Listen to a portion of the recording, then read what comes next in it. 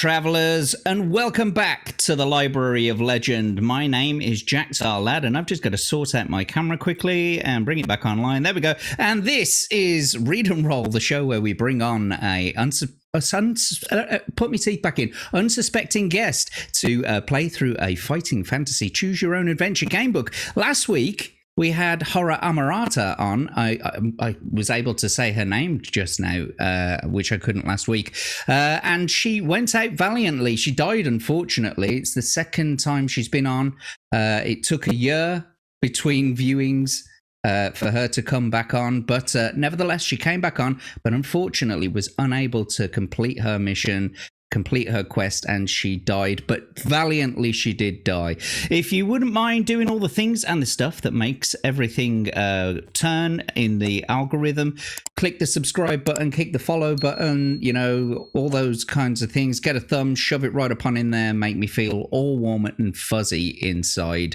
Don't forget, we've got the Rumble as well. You know, go on over to Rumble. In fact, I might just pop that in the YouTube chat shortly, and we've also got adventurers bonuses. If you do want to buy an adventurers bonus, the pinned comments in both of the chats are the Ko-Fi link and the Stream Elements link, and there's the Rumble link in the YouTube chat right now. Go on over there, say hello over on the Rumble side, and give us a follow, all those lovely things. Anyway, today we've got a very special guest, someone I've been meaning to get on for a very, very long time, and I'm ever so glad they accepted my request. Some of you may know him as the most wittiest otter on B-roll stage, on B-sides on a Friday night. Some of you may know him as a jester killer. Some people use Brand X, but I prefer... I can hear him laughing in the back. I prefer Smylexx. How you doing, buddy? I'm very, very well, very well. I also prefer Brand X to Smylexx. I'm glad to have you on. Nobody ever gets it. It's very rare that anyone actually picks up on the fact that it comes from Batman, but never mind. Yeah. When I chose my username... I think I chose my username somewhere around about 1997, and I had a big Batman poster right above the computer, and that was the entire inspiration for us. I was like, that'll do. That's a brilliant scene as well in Batman, where he's doing the whole, you know, new and improved Joker products. Yeah, he likes it so much. I mean, I think Jack likes it so much that he used to watch it about once a year. So even he likes his own show, his own stuff. Exactly. I've been using the new improved Joker brand, and I get a grin again and again. Anyway, so yes, I'm glad to have you on the show. Thank you. You often come into the chats and say kill Jester, and Indeed. you may very well get an opportunity to kill a Jester in tonight's show. I do hope so. If someone is generous enough to donate £10 and specifically states to spawn a random enemy, then perhaps you'll get to face off against the Jester. And now, for those of you who don't understand what we're talking about when we're going on about Kill Jester, I'm actually going to share this with the group now. So we'll get to have a quick look at Limmy's show, which does a piss take of like a premium rate phone-in sort of adventure call thing. And so we're going to take a quick look at it because it's ever so funny. So here we go. This is the reference basically for everyone who doesn't know. Here we go.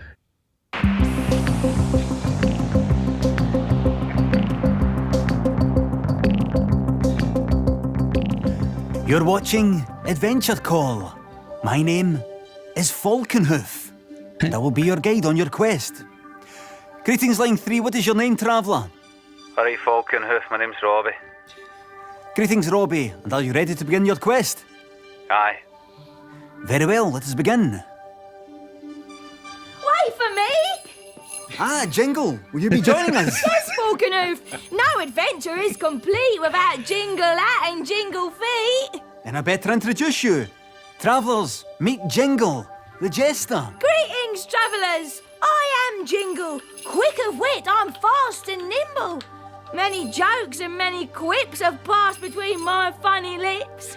By poking fun and making merry, our journeys won't be half as scary. So don't be timid, don't be nervous. Jingle's here, at your service. I want to kill Jester too. Okay, let us begin our quest. You're standing outside Castle Voldesad. It is surrounded by a moat. The drawbridge is up. To your right is a small tree.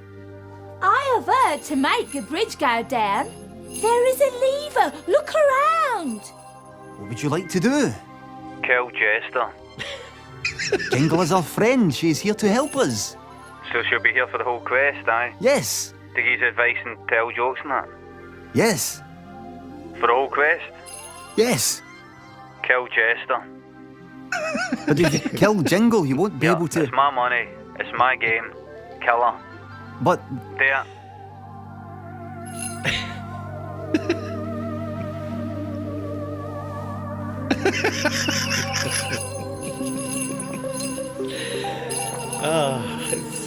It's so good.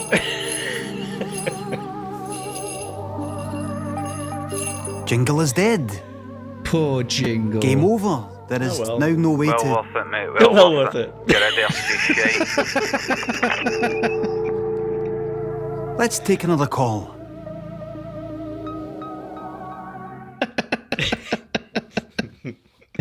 It was the only Yes. choice. It was the right choice. It was the best choice. And like I said, perhaps you'll get an opportunity to kill a Jester yourself tonight. Yes. Or Excellent. maybe the Jester will kill you. Well, that would be ironic. Screw jesters. There's never a good jester. I mean, you could go all the way back to Shakespeare. I mean, for Christ's sake, Yorick, I didn't give a shit, you know? Yorick, knew him well, did you? I'm glad he's dead.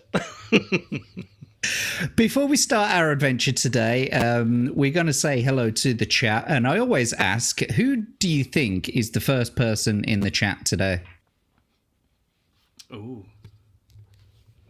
Well, it wasn't Atom. He turned up late. Only slightly, though. Only slightly. Yeah. He does that on purpose. Fashionably late. Yes, absolutely. It's his back. He's got a bad back. Couldn't find the place. I believe it may have been a Legatus. It's always Legatus. There he Yeah. is. You are correct. Well, it's usually always Legatus. Welcome in, my friend. It's good to see you. And there's you as well. Welcome in. Absolutely. Yeah. This is going to go badly. I think my sword is all rusty.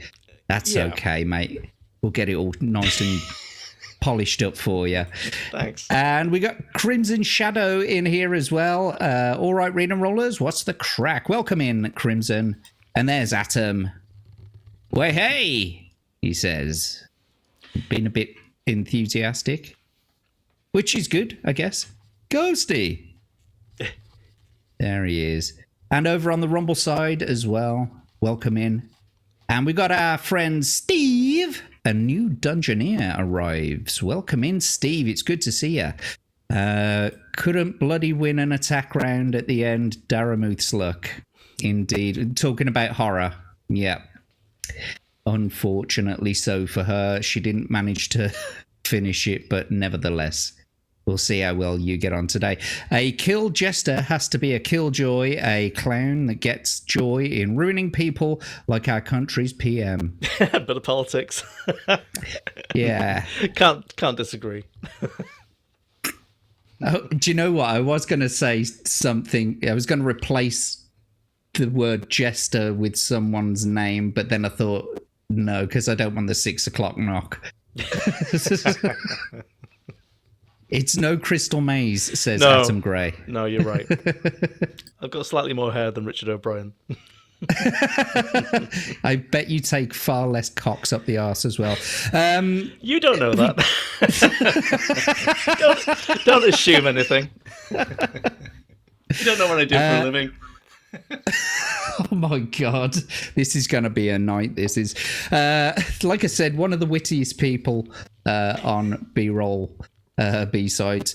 We've got Babs here as well. Yay. Welcome in, Babs. She made it home on time or in time. Welcome to, good to see you. And we've also got the Tempest Kingdom, who you might also know as Hanayama-san. Welcome in, Hanayama. Good to see you. Smylexx's avatar is going on an adventure. He's already late. And saying Team Otter. Or is it T Motter? What's a Motter? It's probably one of those things that you can't... Motter. Yeah, it's one of those slurs that you can't say anymore. It's probably from the 80s.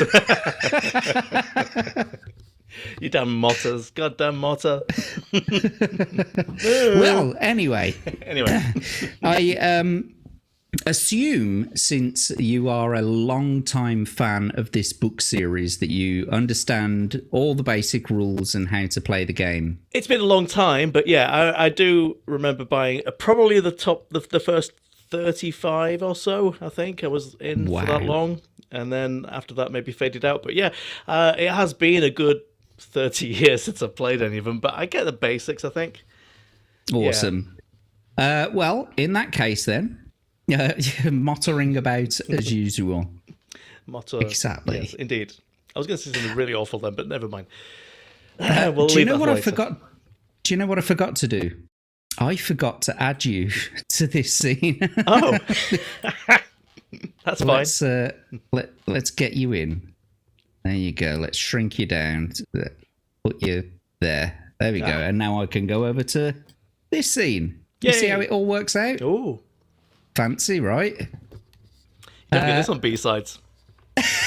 Technical expertise. Bless them. They do try. They do. They are very trying. Is this going to be a battle of the wits tonight? Who knows? Okay, so every episode I always give the adventurer 3 books to choose from, and the 3 books that I gave Smylexx before the show today are The Vault of the Vampire, City of Thieves, and The Talisman of Death. So please, Smylexx, would you tell us which book you've chosen? Okay, well, I couldn't possibly go for Talisman of Death because Atom apparently completed it, so that's clearly easy mode. So I'm actually going to go for my favourite, which I think was book 5, and that was City of Thieves. It is indeed. My favourite. There you go. So City of Thieves is the book that we're playing today. I can't wait to get into this one. It's my favourite book of the series as well. So let's get things sorted. There we go. Right, get these down. Oh, fucking disappear, will ya? Okay. Well, it's like B-sides. It is sometimes, maybe. Total consummate professionals here on Read and Roll. Anyway, so as some of you in the chat might have seen this book being played before, but nevertheless, this is the back of the book blurb. The City of Thieves. Terror stalks the night as Zambar Bone and his bloodthirsty moondogs hold the prosperous town of Silverton to ransom. You are an adventurer, and the merchants of Silverton turn to you in their hour of need. Your mission takes you along dark, twisting streets where thieves, vagabonds, and creatures of the night lie in wait to trap the unwary traveller. And beyond lies the most fearsome adventure of them all, the tower stronghold of the infamous Zambar Bone. You decide which route to take, which creatures to fight, and which jesters to kill. So we're going to skip over the majority of the crap because I know that you know the majority of the stuff. And so I've got an adventure sheet for you here. Okay. Where's it gone? God damn you.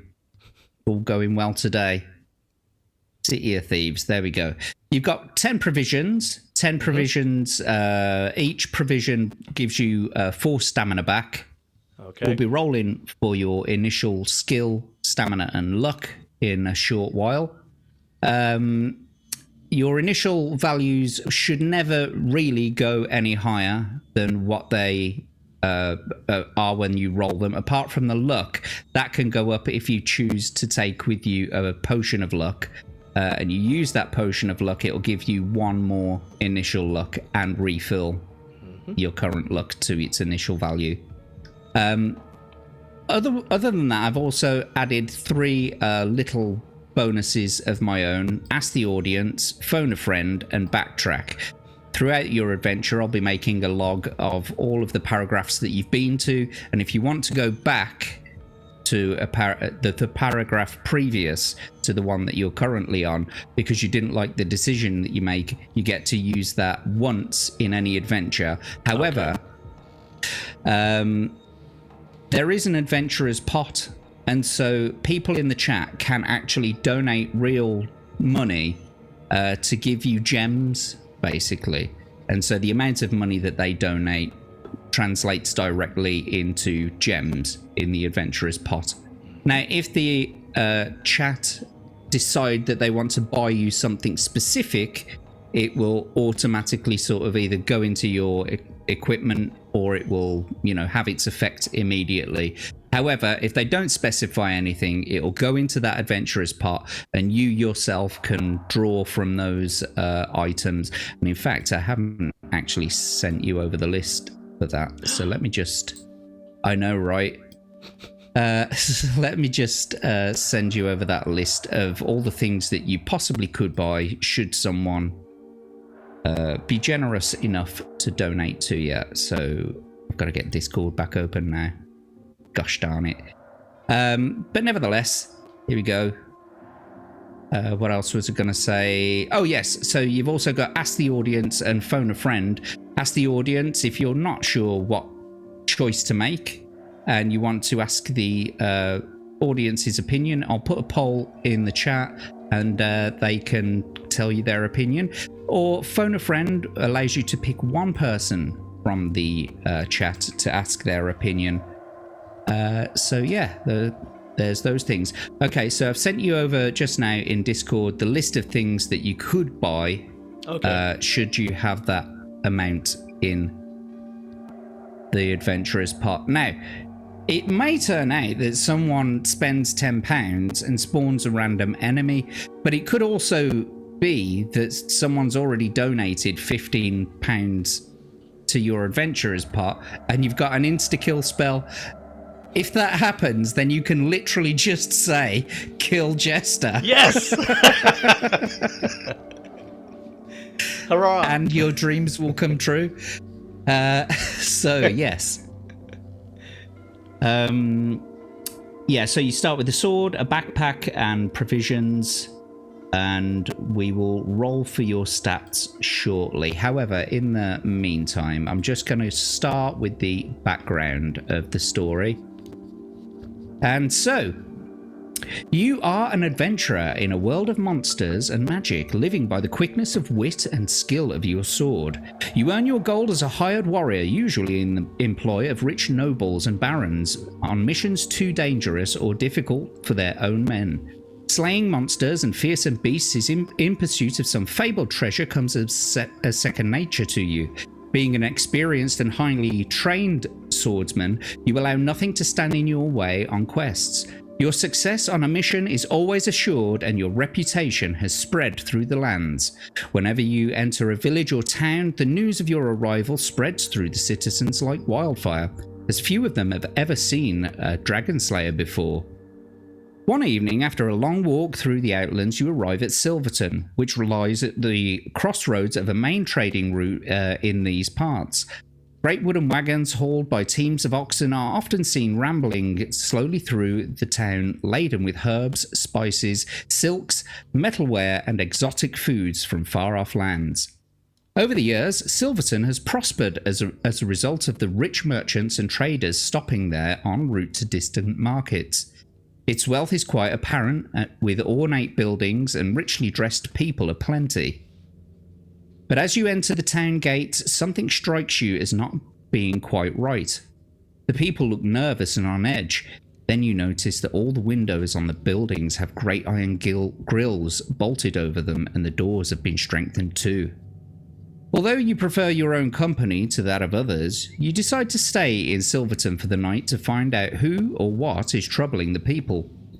As you walk down the main street, a single note from a bell rings out from a tall tower ahead, and then a man shouts almost desperately, "Nightfall! Nightfall! Everybody indoors!" You see people scurrying around with anxious faces and looking surprised when they see you. Across the street, you see a tavern with the words, "The Old Toad," painted on its signboard. As you enter the tavern, a whisper runs through the locals as they recognize you. Some put down their mugs and stare. Their mugs of Dickens cider. You are somewhat surprised that none have come over to you to hear tales of adventure. Walking over to the counter, you ask the old innkeeper for a room and a hot tub, but he ignores you and shuffles over to the great oak door, pushing 6 large iron bolts into place. Only then does he turn to you quietly and say, "There'll be 5 copper pieces for the room, and 1 more for the tub, in advance if you please." You reach into your leather pouch on your belt and toss the coins onto the counter. He hands you an iron key, but at that very moment there is a loud knocking at the door, followed by a voice shouting, "Open up! Open up! This is Owen Caroliff!" The old innkeeper shuffles over to the oak door again and slides open the bolts. Then a fat, balding man dressed in rich scarlet robes bursts into the tavern, looking around frantically. He sees you and walks quickly in your direction, huffing and puffing. He's a man certainly not used to haste. You notice great beads of sweat on his forehead in the pale candlelight of the room. As he nears you, he calls out urgently, "Stranger, I must speak with you. Please sit down. It's important that I speak with you." When he turns to the innkeeper, he snaps his fingers for food and drink, and you can see that he's obviously a man of some standing in the town, but his face is full of anguish and sorrow. Being curious, you decide to hear what the man has to say. He pulls out a chair for you at the table, bidding you to sit down, and the innkeeper bustles in with a tray laden with hot broth, roast goose, and mead. The man in the scarlet robe sits opposite in silence, watching you as you feast, as though examining you for some purpose of his own. Finally, you push your plate away, and the man leans forward and says in a low but anxious voice, "Stranger, I know of you and I seek your aid. My name is Owen Caroliff. I am the mayor of Silverton. We are in great trouble and danger. We are living under a curse, and it is I who must rid us of it. 10 days ago, 2 messengers of evil rode into town on huge black stallions with fiery red eyes. It was impossible to see the faces of the riders, for they wore long black cloaks with hoods pulled over their faces. Their voices were cold, and each word spoken with an unnerving hiss. They asked for me by name, and when I came to greet them, they wanted to take my beloved daughter Morel to stay with their master, Zanbar Bone. No doubt you know that he is of Night Prince. Of course, I refused their demand, and without another word they turned and rode slowly out of town, heads down, shoulders hunched. I knew then that beneath the cloaks were hidden the skeletal, soulless bodies of spirit stalkers. Zanbar Bone always uses them as his messengers, as they will complete their mission or die in the attempt, and they do not die easily. Only a silver arrow through the heart will release those evil beings from their eternal twilight existence. Who knows what it will take to kill Zanbar Bone? Anyway, that same night, after the spirit stalkers left, our troubles began. The Night Prince was angry and determined to harm us. 6 moondogs came, each stronger than 4 men, each with razor-sharp fangs. They stalked through the town, entering homes through open windows and killing the poor people inside. In the morning, we counted 23 dead. So We barred our windows and bolted our doors, but each night the moon dogs return, and we are unable to sleep for fear that they may find a way into our homes. Some people are now talking of sending Morel to Zanbar Bone. Those whimpering traitors, I should have them flogged. But what good would it do? There is but one hope, and that rests with you, stranger. There is a man called Nicodemus who, for reasons I'll never understand, lives in Port Blacksand. The place is commonly called the City of Thieves. Roll credits, as it is the home of every pirate, brigand, assassin, and thief and evildoer for 100 miles around. I think he lives there just to get some peace from the likes of us. He's a wise old wizard, and he is unlikely to come to much harm even in Port Blacksand, for his magical powers are great. He alone is capable of defeating Zanbar Bone. He used to be a friend of mine many years ago. We need him, and I beg you to bring him to us. None here dares enter Port Blacksand. You will be well rewarded if you help a stranger. Take these 30 gold pieces for your journey, and take this sword to use and keep. As Owen Caroliff rises, he pulls back his scarlet robe, revealing the finest broadsword you've ever seen. He hands it to you, and touching the edge of the blade, you are surprised to see a droplet of blood fall from your finger. You then examine the marvelously ornate gilded serpents twinning around the hilt. Where am I? I've lost it now. Around the hilt, there you go. You have never wanted anything so badly in your life before. You stand up, hold out your right arm to Owen, and he shakes it eagerly, saying, "You must set off at first light of dawn. The moondogs will be gone by then. I shall be forced to stay the night here also. So let's drink to your destiny, and may the gods be with us." For the next hour, Owen talks about your coming journey, explaining in detail how to reach Port Blacksand. Later, you gather up your backpack and furs and climb the wooden stairs to your room. You sleep uneasily despite the security afforded by your new broadsword, as you are more than once woken by the sniffing, scratching and howling of the roaming moondogs outside. By dawn, you are already awake and dressed and determined to reach Port Blacksand quickly to find this man, Nicodemus. As you leave the tavern, a black cat scurries past your feet and you almost trip. A bad omen, perhaps. Now, turn over. Right. I know, right? Turn over, bite the pillow, let's go. So before we do turn over, we're going to do what we always do, and we are going to roll for your stats. Now, I've already given you your quick tutorial on how to roll the dice. So first of all, we're going to roll for your skill, and we will add 6 to whatever you roll on 1d6. So if you could roll 1d6 for me now, please. Sure. 5 plus 6, there you go. Nice. It's going to take a little bit of killing if that jester comes along.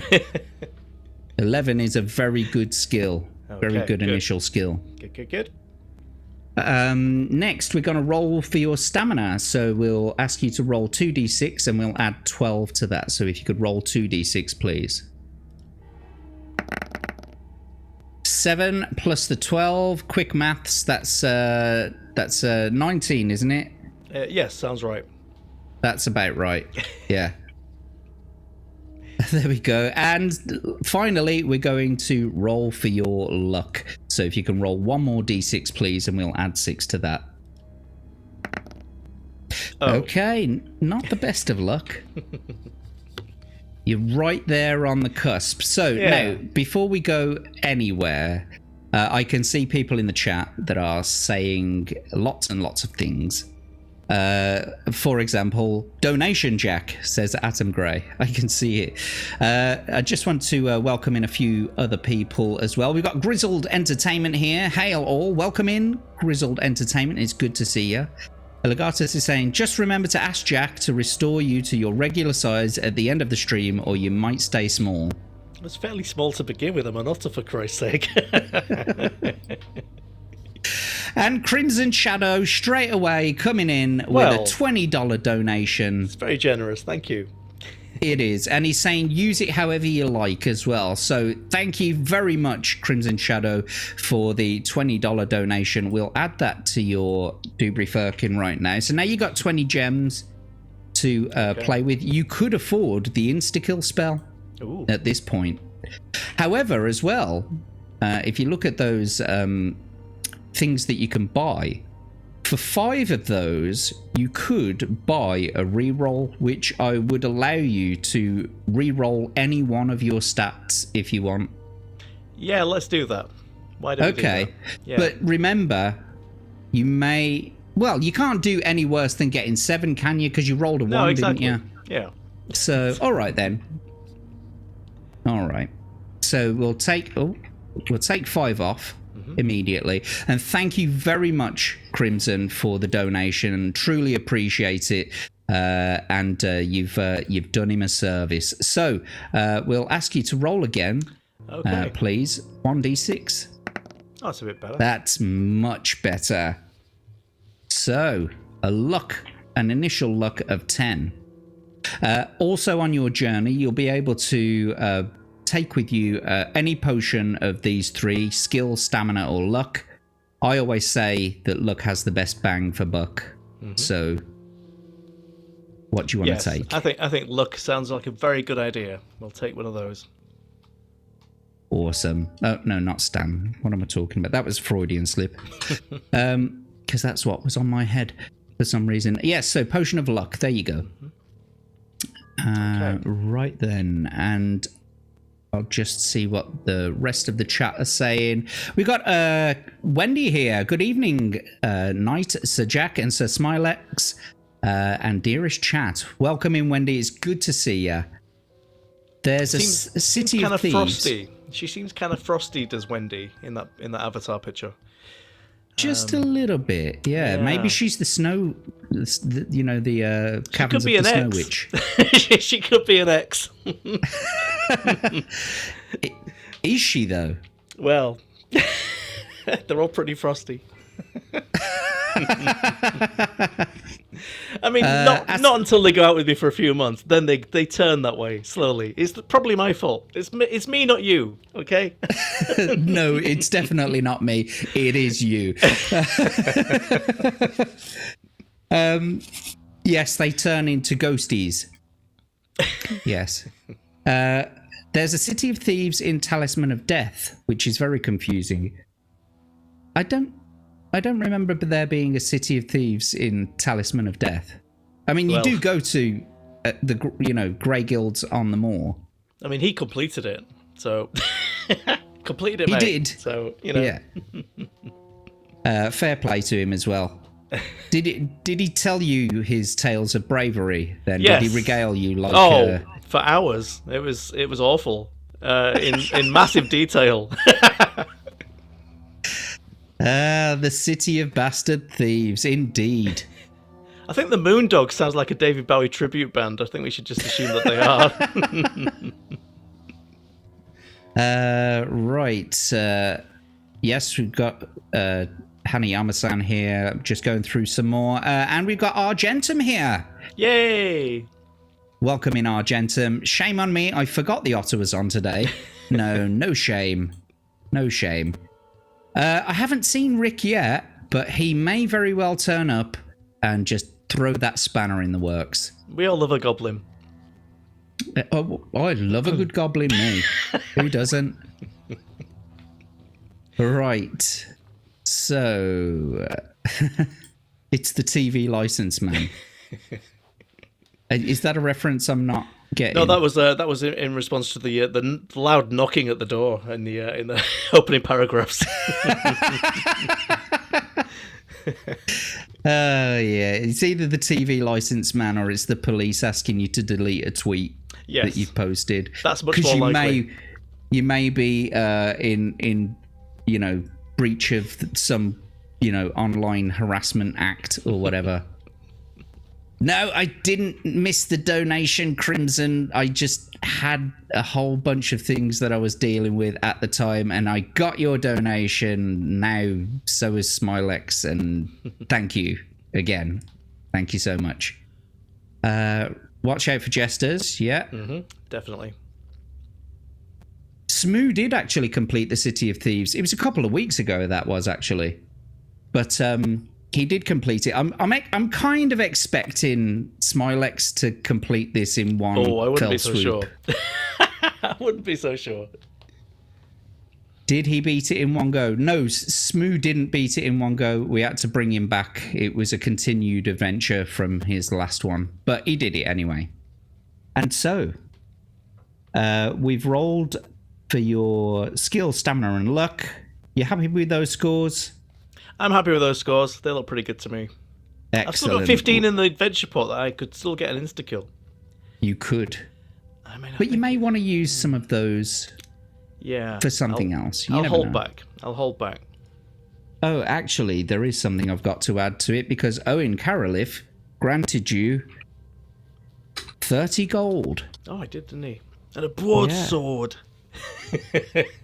Yeah. A big old shiny broad. You see, you didn't need to polish your sword up because you got a brand new one from Owen. Owen's right used then. Swords.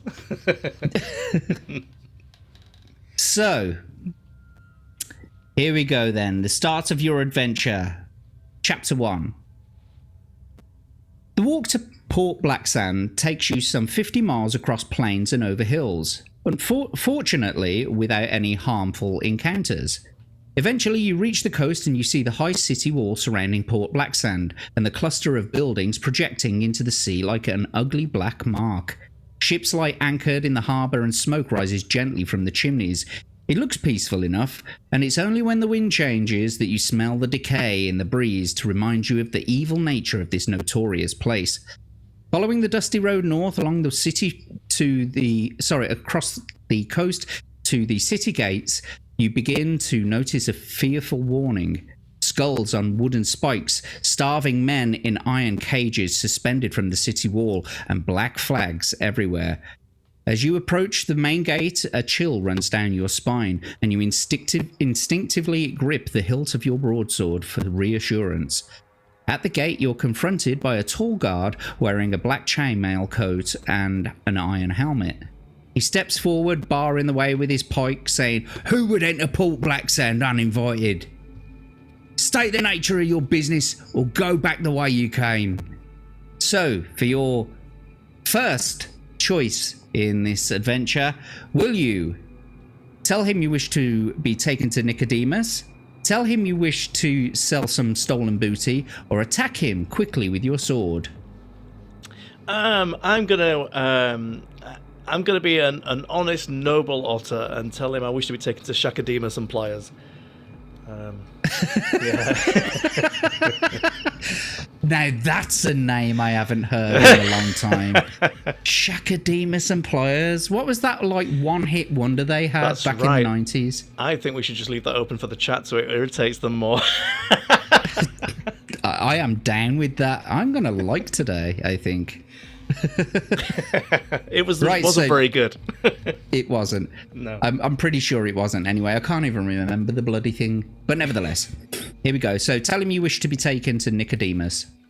Yes. The guard replies that he will send for an escort to take you to Nicodemus. He reaches up to a small bell on the wall of the guardhouse and rings it 3 times. Almost immediately, 2 other guards come running out of the house, and you're surprised when they each grab hold of one of your arms. The guard with the pike looks up at the sky, laughing, and says, "So, you want to see Nicodemus, do you? How would you like to see the inside of a dungeon cell instead? Guards, take this fool away to be shackled and throw away the key." So, will you allow yourself to be taken away, attempt to fight the guards, or try to bribe the guards? Where's this going to lead? Do I allow myself to be taken and see where it goes? Do I have the quickest exit from an adventure in all of time? Does that just get me straight to the end page? Screw you, Smylexx. I'm going to allow myself to be taken away. That's almost a very good choice, I think. But you see, these books are designed to sort of throw like red herrings in there, and sometimes that can be making you think that if you're going to be killed, maybe that's the better choice. So let's take a look and see what happens when you allow yourself to be taken away. 2 guards lead you into the guardhouse and take you immediately downstairs to the cells below. There are 4 cells and all are empty except for one which houses a frail, white-haired old man.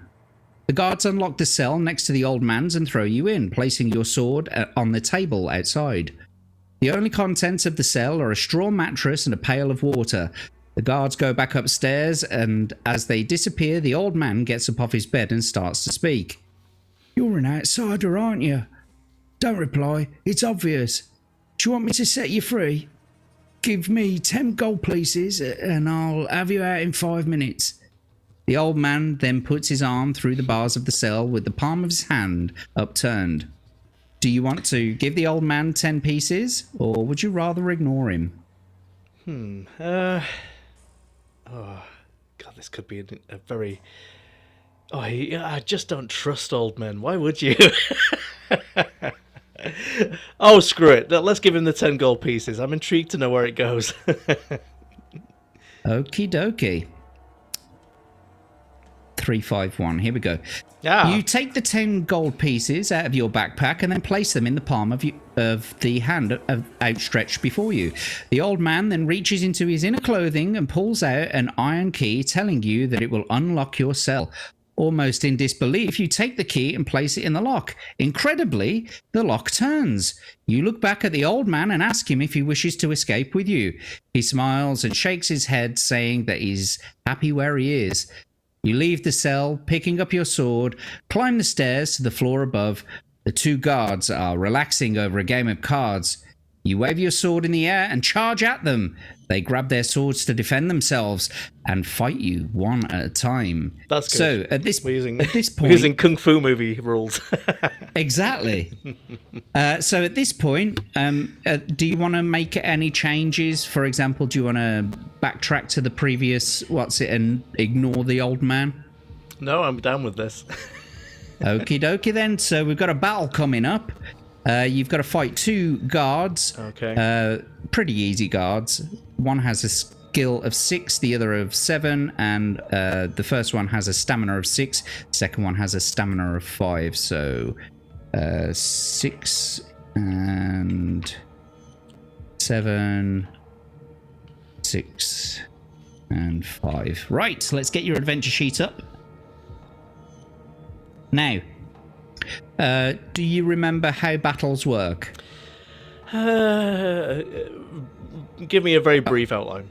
Okay, so basically what we do is we roll 2d6 for the enemy, and then we add their skill score, and we'll roll 2d6 for you, and we'll add your skill score. Okay. Whoever the higher is wins the attack round. Yeah. Whoever whoever loses has 2 points taken away from their stamina.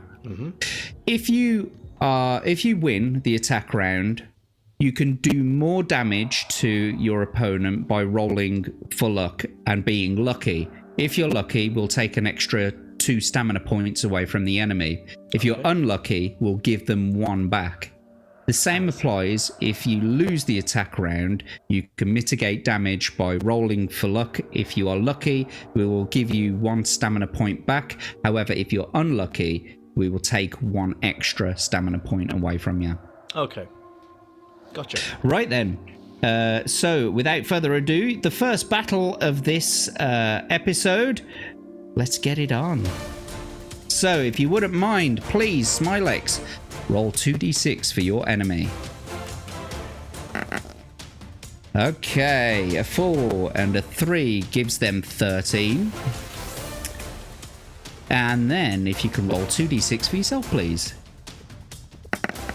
A 1 and a 2 gives you 14. You've won the attack round by 1 point. Good job. We'll take their stamina down to 4. Now, would you like to test your luck or carry on? I'll just carry on. Now, I'm going to ask that question after every round. At the end of every round, I'm going to ask you if you want to test your luck. But if you just say, we'll carry on, like before I've asked, then we'll just carry on. Gotcha. Okay. No problem. So 2d6 for your enemy then, please. Ha! A 2 and a 1 gives them 9. Take That's that. a pretty good roll. Yes, take that, guard bastard. 3 and a 5 gives you Yeah. 19. You win the attack round by Excellent. 10 points that time. Let's keep battling. Okie dokie. So if you wouldn't mind then rolling 2d6 for your enemy, please. A 1 and a 4 gives them 11. And then 2 for yourself. A 4 and a 4 gives you 19. Good job. You did it again. You won the attack round and you've defeated that enemy. So Excellent. we'll replace that score there with the other one. Okie dokie. On to the next enemy. If you could roll 2d6. A 4 and a 1 gives them 12. And then if you can roll 2 for yourself, please. I think that's a 3 and a 3, isn't it? Yeah. That's 17 for you, which means you win the attack round and will bring their stamina down to 3. Carry on or test your luck? Keep going. Okie dokie, 2d6 please. 3 and 4 gives them 14 this time. And then 2 for yourself. Oh, that's a nice big old score. 21. Good Okay. job. You won the attack round. They've got 1 stamina left. If you were to test your luck right now and you were lucky, you'd kill them outright. But if you want to just carry on and see what happens in the next Let's attack just carry round. on. These guys are rubbish. Okay. Let's go. Oh no, maybe not so much. It's not incredible. You could, they've only rolled 17 there. Well, here we go. We'll see. 5 and a 1 gives you 17. You've parried blows. Okay. Right, let's keep going. Okay. Yep. 2d6, please. 2 gives them 11. And that's a 6 and a 2 for you. It looks like you've done it, mate. 19 was the score. Excellent. And you've won the attack round. You've won against the 2 guards. Congratulations. You've won your first battle. It's worth it just for the music. I tried my hardest to go through the entire YouTube audio library to find the best, sort of battle music. And that was all I could go No, that's with. good. I'm gonna use that on sexy dates. Just a little background music. Yeah, this is good, right? I think that's a winner, mate. Do you know what? I might even start doing that myself. Right then, congratulations. You did win the first battle. Hooray! And so, let us turn to the next paragraph, 54. You search the guardhouse and find 2 gold pieces and a merchant's pass permitting the holder to trade in Port Blacksand. Taking your findings with you, you creep outside. The guard at the main gate does not see you and you walk into the city. So before I go anywhere, you found 2 gold pieces and a merchant's pass. Cool. Let's add those. So you've now got 32 gold to spend within the confines of the actual game. Don't get it twisted with your adventures pot. That's just for your sort of like your boons and stuff like that. And before we go any further, I'm just going to take a quick look at the chat as well, see what you say. Yes, the battle music. Everyone loves the battle music. We've got a Star Wars Marvel purist as well. Welcome in, my friend. And we have got Bane of the Shills here, but I don't see him in Star Wars Marvel Purist. I do have the Rebel Alliance tattoo on my shoulder, so does that not generate me some sort of bonus from you? Come on. Just kidding. Where is Bane of the Shills? Because I actually see him. So I actually see, if I take that one down, I can see him there saying hello to Atom on Rumble. But I don't actually see him in the EV Muck side, which is strange. Atom's probably just ghosted him. That's what he does.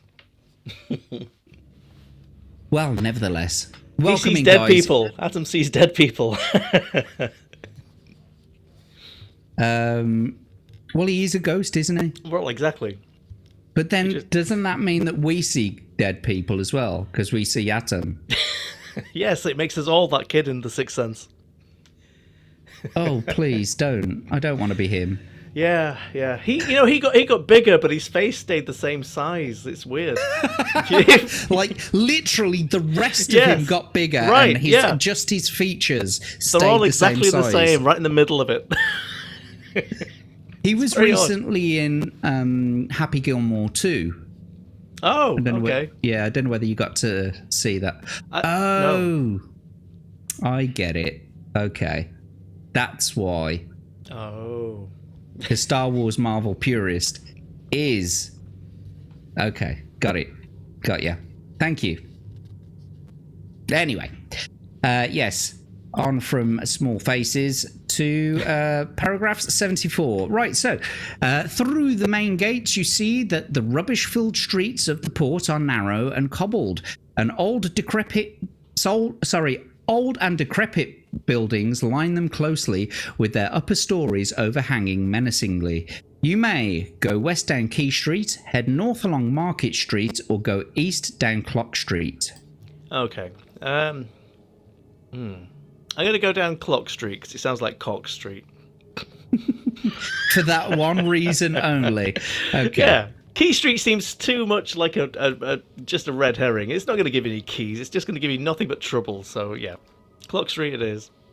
Walking along the narrow street, you see a man wearing tattered rags sitting in the gutter. His head rests on his hands and he looks thoroughly miserable.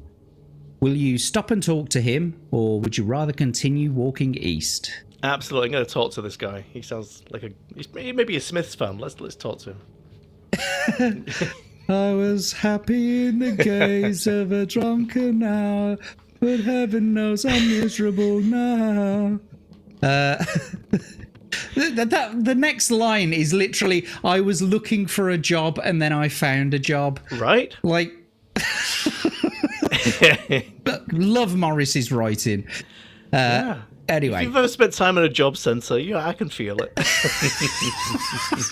I can understand. I can completely understand where he was coming from. Oh God! Anyway, this hasn't gone well.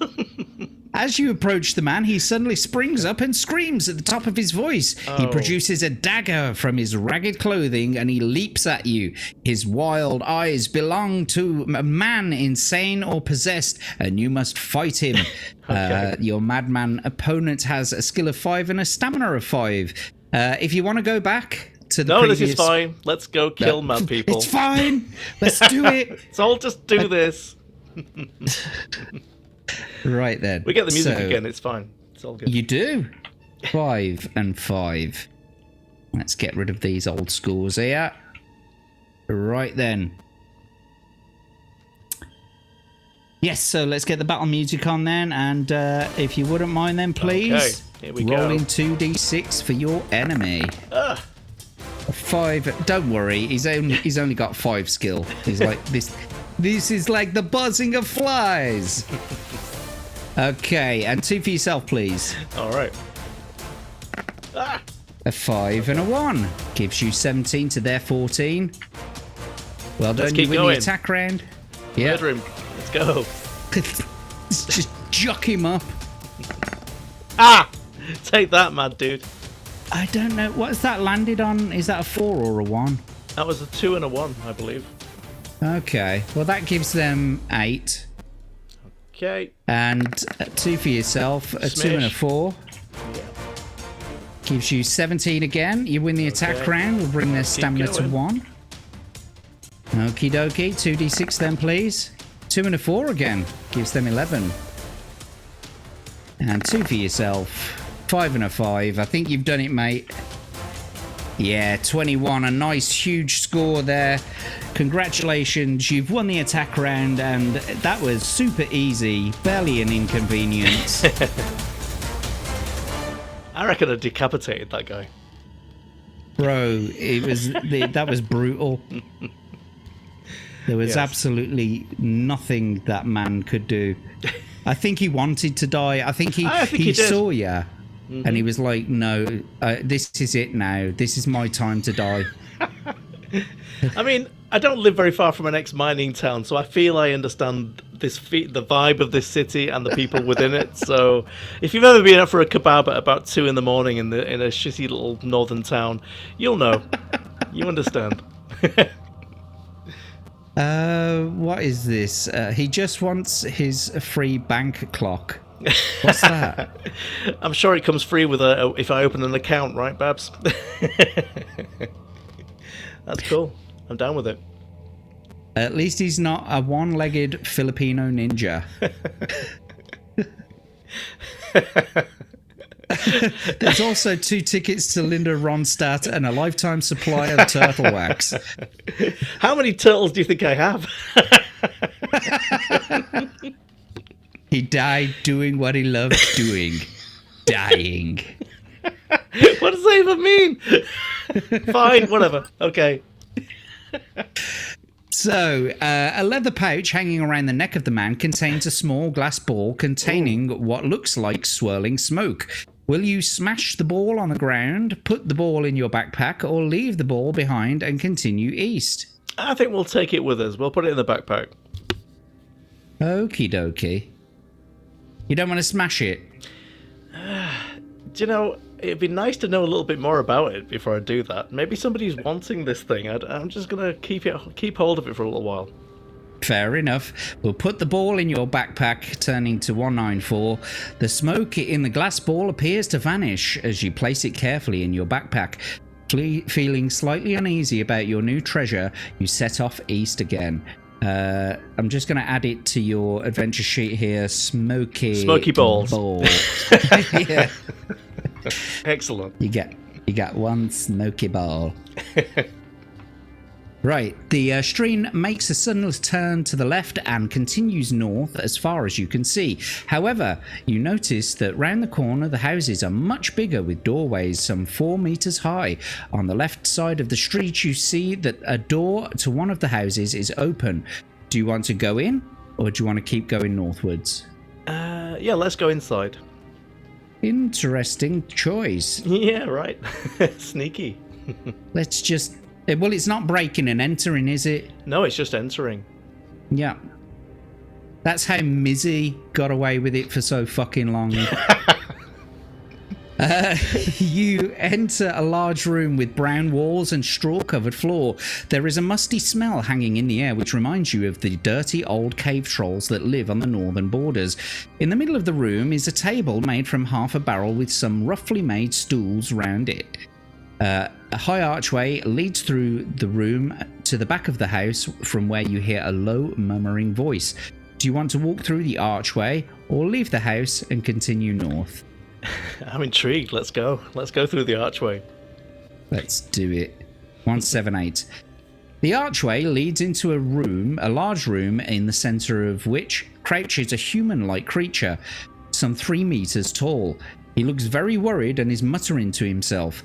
The lumps on his face are the distinguishing marks of an ogre. Will you attempt to speak with him, attack him with your sword, or leave the house and head north? I think I once attended a TED talk about ogres, so I'm going to attempt to speak to him. Okay. 264. Can I remember that PowerPoint presentation about ogres, though? That's the question. Are you sure you're not thinking of trolls? Oh, shit. It was trolls, yeah. You're right. Damn it. Before you're able to speak a word, the ogre's voice booms out saying, "Somebody's stolen all my food. Will you give me some of yours?" If you wish to give the ogre some of your food, deduct 2 points from your provisions. If you wish to refuse his request, turn to 357. Yeah, let's give him a couple of provisions. See where this goes. Okay. I've had dates that start like this. The ogre gulps down the food in no time at all. Licking his lips, he turns to you and tells you to get out of his home. Oh. If you wish to obey the ungrateful ogre and leave the house heading north, turn to 282. If you wish to draw your sword and teach him a lesson, turn to 140. do you know, I'm going to leave. I'm not going to fight him. And when we're in his property, he's got a right to ask us to leave. He's asked us to leave. Effectively now we're trespassing. I've watched a lot of those auditing videos, you know, so they, yeah. So Do you reckon the ogre's sitting there with a mobile phone? Yes, and a drone. He's testing you. So this is probably section 5 of the Criminal Act or some shit. So, okay, now we'll leave, we'll leave the ogre to his filthy business.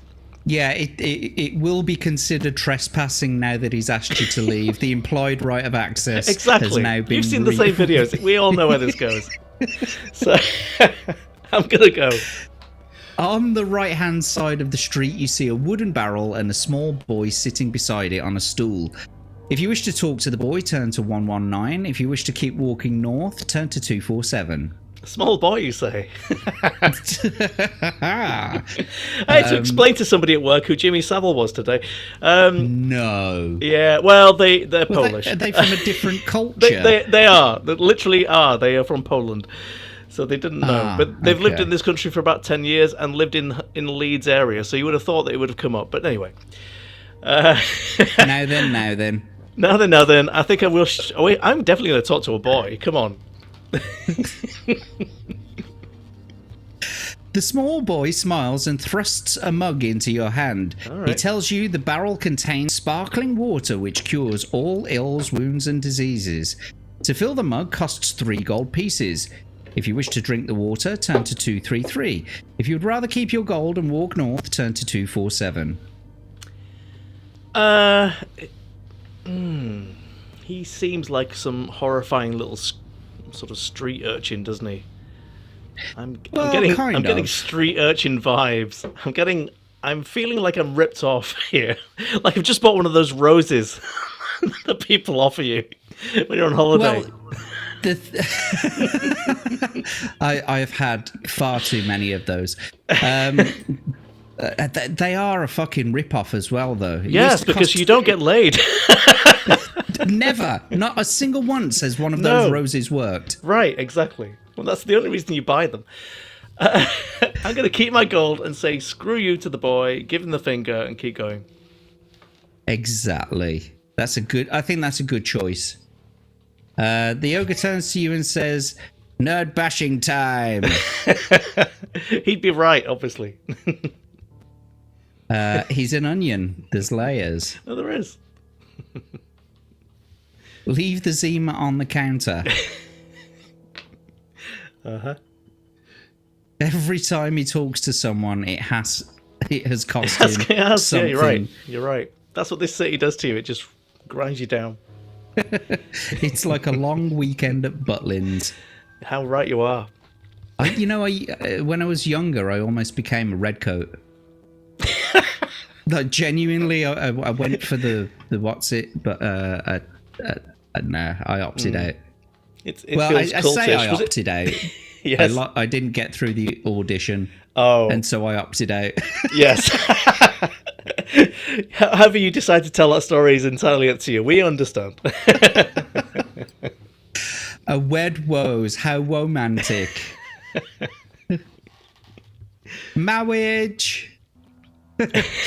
Right, okay, so where are we going? You're going to keep your gold. Keep going. Yeah, absolutely. Walk north. The street makes a sharp turn to the left and continues west for some distance. Turning the corner, you are suddenly jumped on by 3 short, stocky assailants who are hiding down an alley. 2 grab your legs and 1 tries to knock you out with a cudgel. You got to test your luck now. Okay. If you're lucky, you manage to duck to avoid the blow. If you're unlucky, the cudgel lands heavily on the back of your head, knocking you unconscious. So, before you test your luck, do you want to backtrack at all? Nope. Very well then. You currently have luck of 10. You've got to get 10 or below on 2d6 to be lucky. So could you roll 2d6, please? Okay, let's do it. You were indeed lucky. No jesters were killed just yet. Okay, so you've now got a current luck of 9 because every time you use your luck, we reduce the current luck by 1. But don't worry too much about it because you've got a potion of luck. And yeah.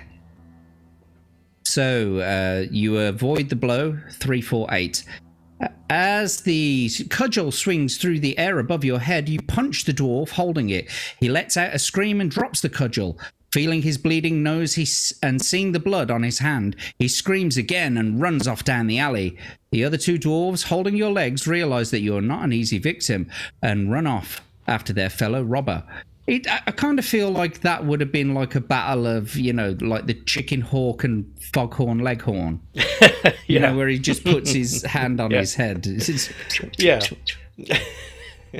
So, do you wish to chase them down the alley, or would you like to set off west again? I'm going to set off west again. I think if video games told me anything, is if you chase people down an alleyway, they have about 40 others hanging around down there as well. So let's keep going west. Jolly good.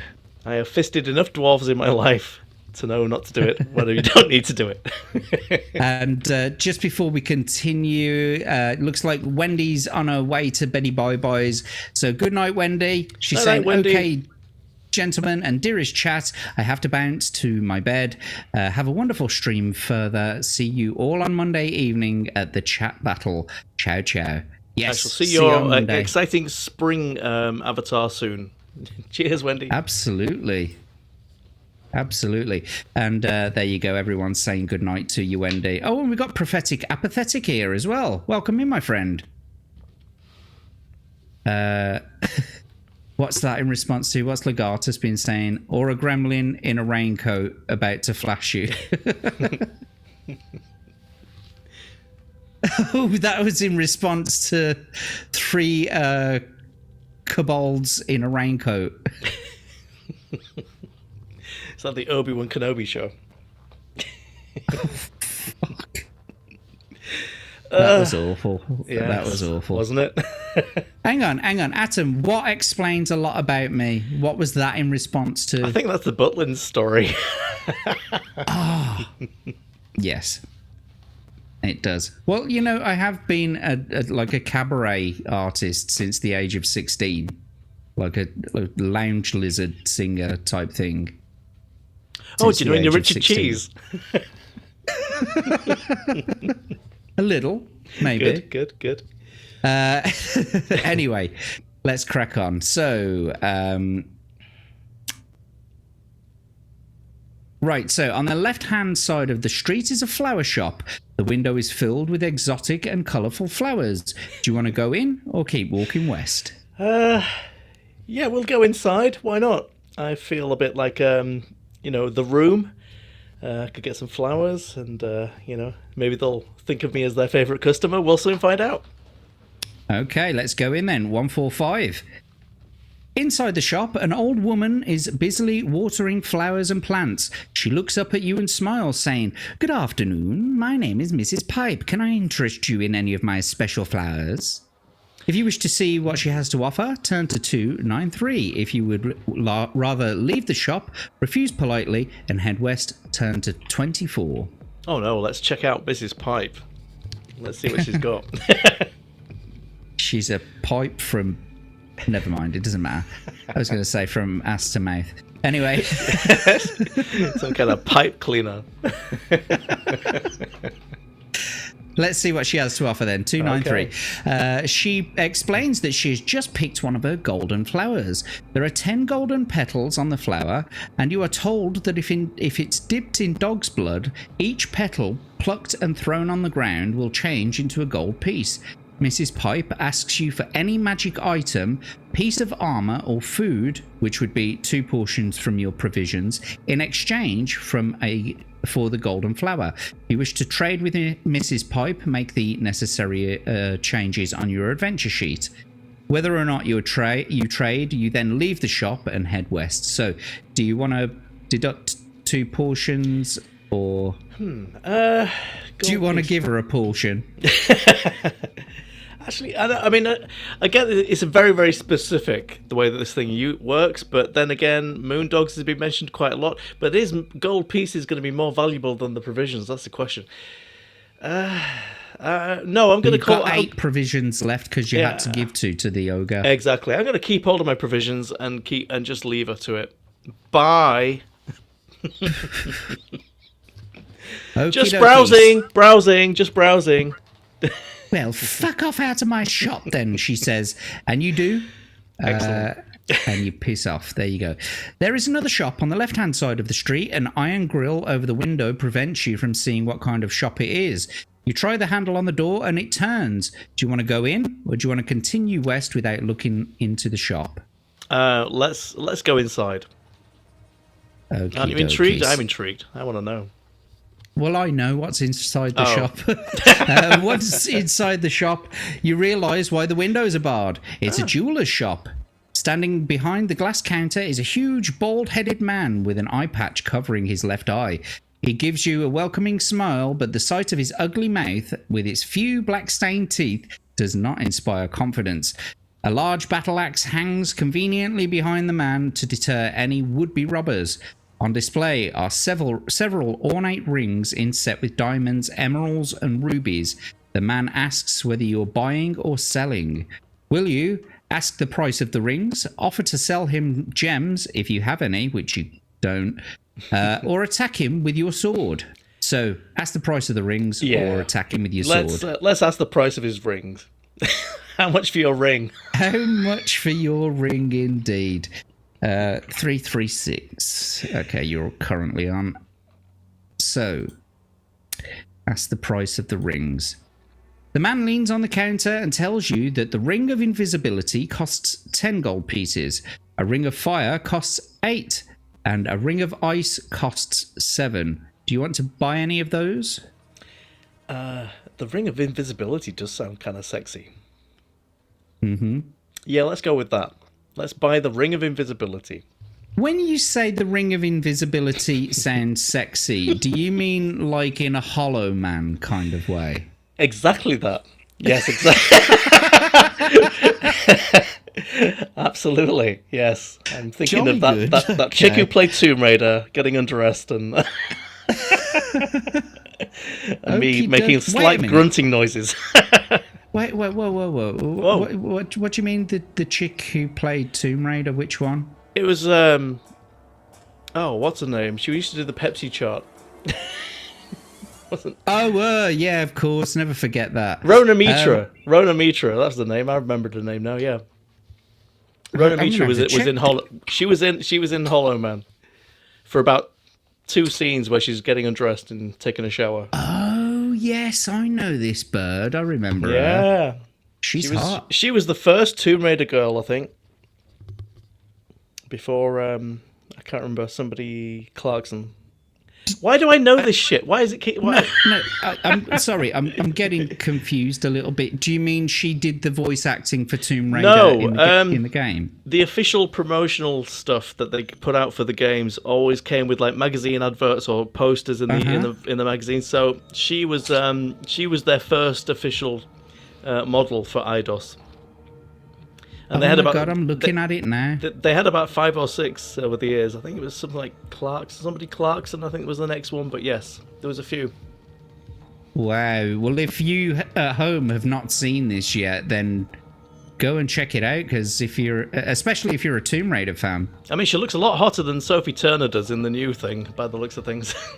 She kind of looks hotter than, Brad Pitt's ex. What's her name? John Voight's daughter. She would have been. Yeah, Jolie. Yeah, she would have been better than. I mean, I don't know if she can act as well, but she was. She looks good. She's smexy.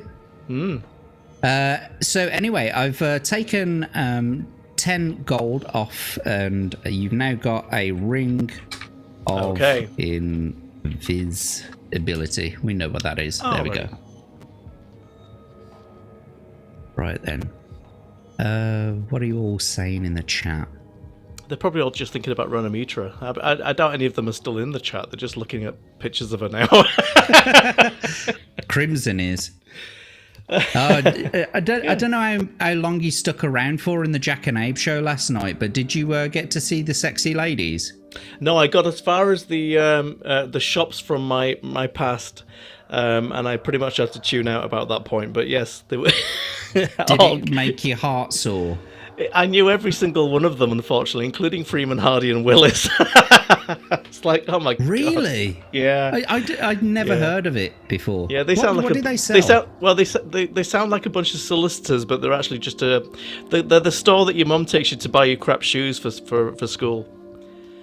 You think? I thought that was Bacon's. Yeah, Shoes. yeah. If you wanted some cool shoes, you had to get. You could have got some of those. But yeah, this was the no brand place. You were getting your Clarks. From the corner of the shop, you hear "Feed me, Seymour." Must have been Mrs. Pipe Shop that he was talking about there. I didn't know that Jack was a theatre kid too. I'm not really. I just sing. I'm more of less of a theatre kid and more of like just a general sort of like holiday maker sort of entertainer. I used to live on the south coast of Spain. Atom's got a beautiful singing voice. You should make him sing. It's I can't make him sing. I've got nothing to threaten him with. I'll find you something. I'll find you something on him. Well, so you've taken the Ring of Invisibility. You've had your 10 gold pieces taken away. You bid the man farewell. You slip the ring on your finger and you leave the shop and head west. Okay. You arrive at a four-way junction in the street. The street continuing west changes its name to Key Street, and the street running north and south is Market Street. Looking north, you see a crowd of people walking up the street, cheering loudly and waving their arms in the air. You decide to follow them.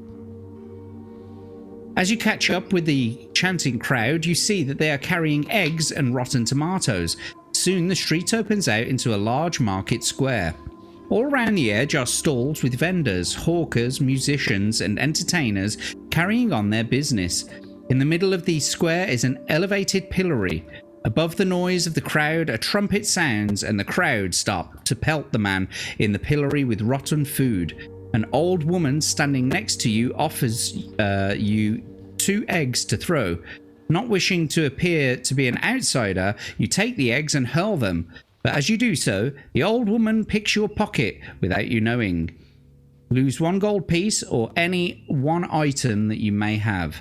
Unaware of your loss, you walk away from the crowd to look for various stores. So, let's just quickly get back over to your adventure sheet. Okay.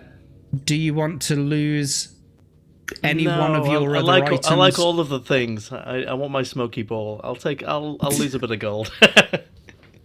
Okie dokie. You've got 21 gold now. Mm-hmm. That's fine. As long as I've got enough money for a kebab on the way out.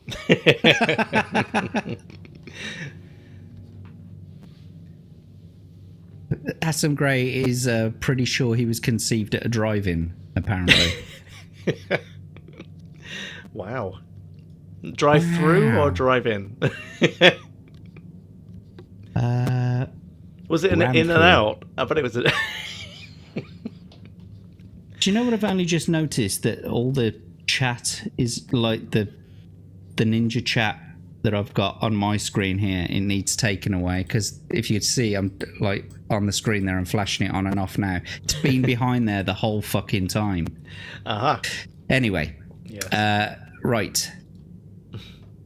Theatre Kid. Oh, I thought that was where Mama Jack and Papa Jack made Baby Jack. Like I don't get enough abuse on my own show. I've said nothing bad about you. I said that you've got a beautiful singing voice. Very unique. Yeah, he said nothing bad about you whilst the show's been live. No. there was 45 minutes before we went live, however. The food stalls are selling fruit, vegetables, meat and hot soup, corn and chestnuts for hungry shoppers. You may eat some hot food if you wish, pay 3 gold pieces and increase your stamina by 2 points. But walking north along the west side of the square, you see a man dressed in a purple velvet playing a lyre. If you wish to stop and listen, turn to 3. If you would rather walk past him, turn to 398. I mean, I know we're supposed to say screw bards, but yeah, I'm going to stop and listen to the guy. Okay. Bloody bards. Nobody plays bard. God damn it, click the fucking thing. The man stops playing and tells you that he can bring you good fortune. For the sum of 3 gold pieces, he will sing you a song that will bring you luck. If you wish to pay the musician, turn to 37. If you do not believe him, you may walk to the next stall. Before you do anything, just remember that you do have 9 luck currently. There's a very good chance it will not take your initial luck up anymore. So if you do pay the 3 gold pieces, you'll be and he does give you luck. You'll be paying 3 pieces of gold for 1 luck. 1 piece of luck. Yeah, no, I get that. And I've got the potion of luck as well. So no, I'm going to say no. Yeah, fuck you, Bard. 398 it is. A small circle of people is standing around a bare-chested man. He is enormous and his muscles are as hard as iron. He's asking the crowd for a volunteer to play catch with a cannonball. He states that whoever drops the cannonball must pay the other 5 gold pieces. If you wish to take him on at his game, turn to 378. If you would rather walk on, turn to 52. I see no way that this is going to be good for me, so I'm just going to carry on. Okie dokie. They're just going to make you do some horrible side quest action, and it's going to be awful, and I'll just embarrass myself like I do in real life, and it'll just feel terrible, and I'll just have all of the nightmares from school again. I think it's actually either a luck test or a skill test, so you have to keep rolling 2d6 for him and 2d6 for yourself. Just like at school, yeah. Just like at school, yeah. No, screw him. Don't you remember the bullies coming up to you and saying, do you want to see if I punch you in the belly or the face? Roll 2d6, nerd. That's right. And here's the wedgie, or not. Yeah, exactly, right, yeah. I don't want that. So, behind the next stall is a young man selling small weapons and items of equipment. The prices of his wares are chalked up on a slate. You've got a throwing knife, a climbing rope, a butcher's meat hook, an iron spike, and a lantern. The prices are all there, ranging from 1 to 4 gold pieces. So the throwing knife is 4, the climbing rope is 2, the butcher's meat hook is 2, the iron spike is 1, the lantern is 3. If you wish to buy some or all of the items, make the necessary adjustments on your adventure sheet. You then walk north. Okay, let's take the climbing rope. Just in case. Okay.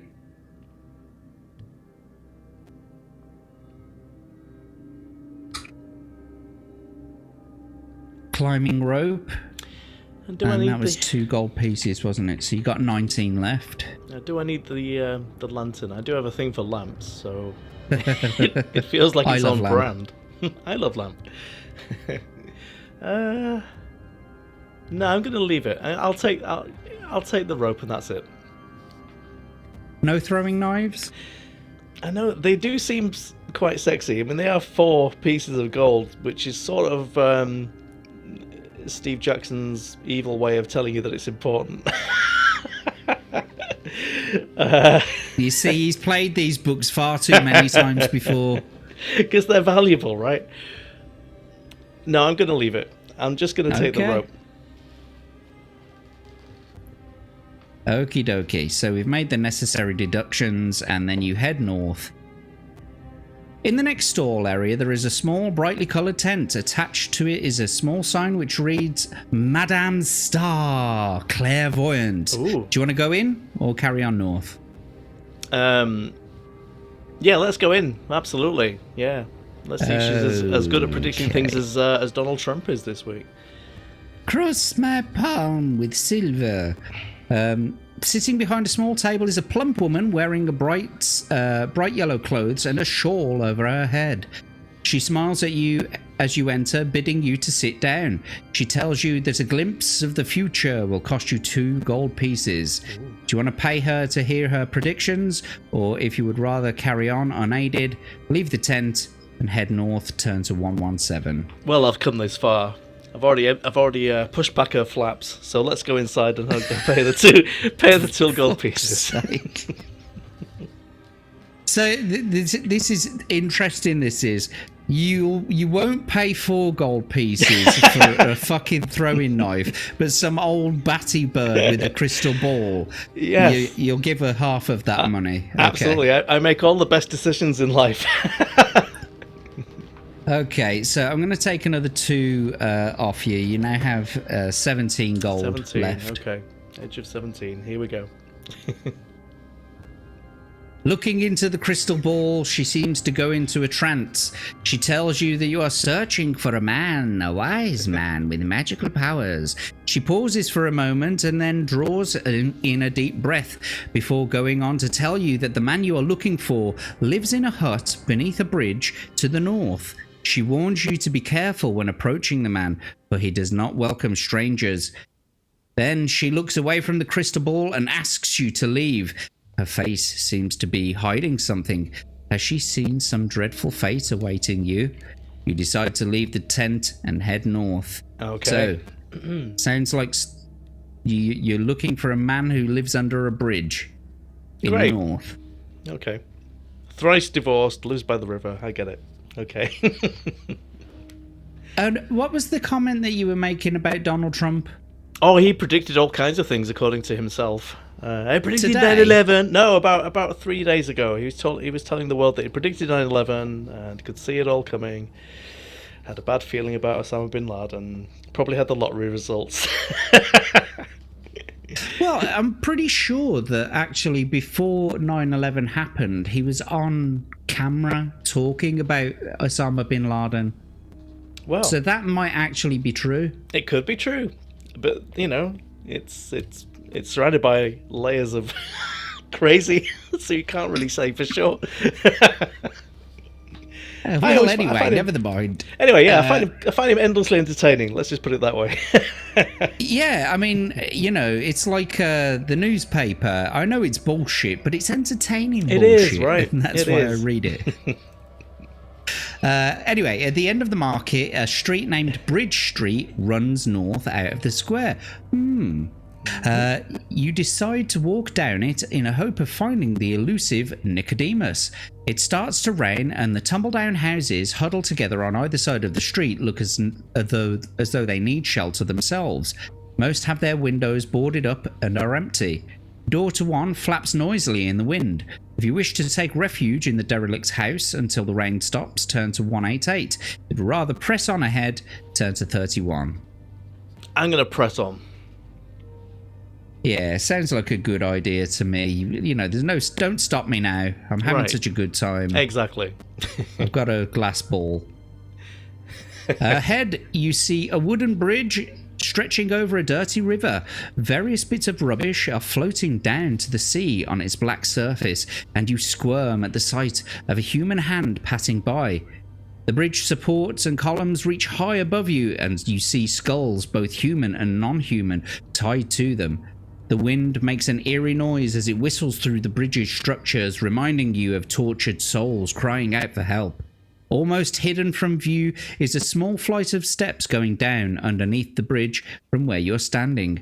A one-legged man carrying a sack is crossing the bridge from a northern bank. If you want to go down the steps, turn to 329. If you would rather wait and talk to the man, turn to 364. Okay, we'll talk to the man. Okay. Open sarcophagus. Oh wait, no, that's on the next page. A different one. So we're going to talk to the man. Yeah. The gaunt-faced man looks thoroughly miserable. He sees you and shrinks back, telling you that it's not worth robbing him because he has no money. You tell him that you do not wish to rob him, but are seeking an old wizard named Nicodemus. He stares at you with a surprised expression on his face and says, "For 2 gold pieces, I'll tell you where he is." You decide to trust the man and pay him for his information. Boo. He pockets the gold and says, You're standing on top of him. Nicodemus lives in a hut underneath this bridge. He throws back his head and lets out a shrill laugh before hobbling off down the road on his crutches, obviously pleased with himself. You shake your head and walk over to the steps that lead down beneath the bridge. Now, I can take away those 2 gold pieces. You currently have 17, which means you'll have 15, quick maths. But if you backtrack, then... Yeah, screw it. Let's backtrack. We don't need his advice. We already knew where we were going. Yeah. And then you won't lose... Yeah. Yeah, exactly. You won't lose your gold pieces. Under the bridge downtown... here we go then. Climb down the steps. 329. The smell by the watershed is terrible. Above, you hear the sound of footsteps crossing over the wooden bridge. Built into the foundations of the bridge is a wooden hut. Drawn curtains obstruct your view into the hut, but you know you are not welcome when you read the words "Keep Out" painted on the door in large red letters. You draw in a deep breath and knock on the door. You hear muttering and the shuffling of feet, and suddenly the door is thrown open. Before you stands a white-haired old man with a long beard, wearing long white robes. He looks at you and sternly says, "Explain yourself to Nicodemus."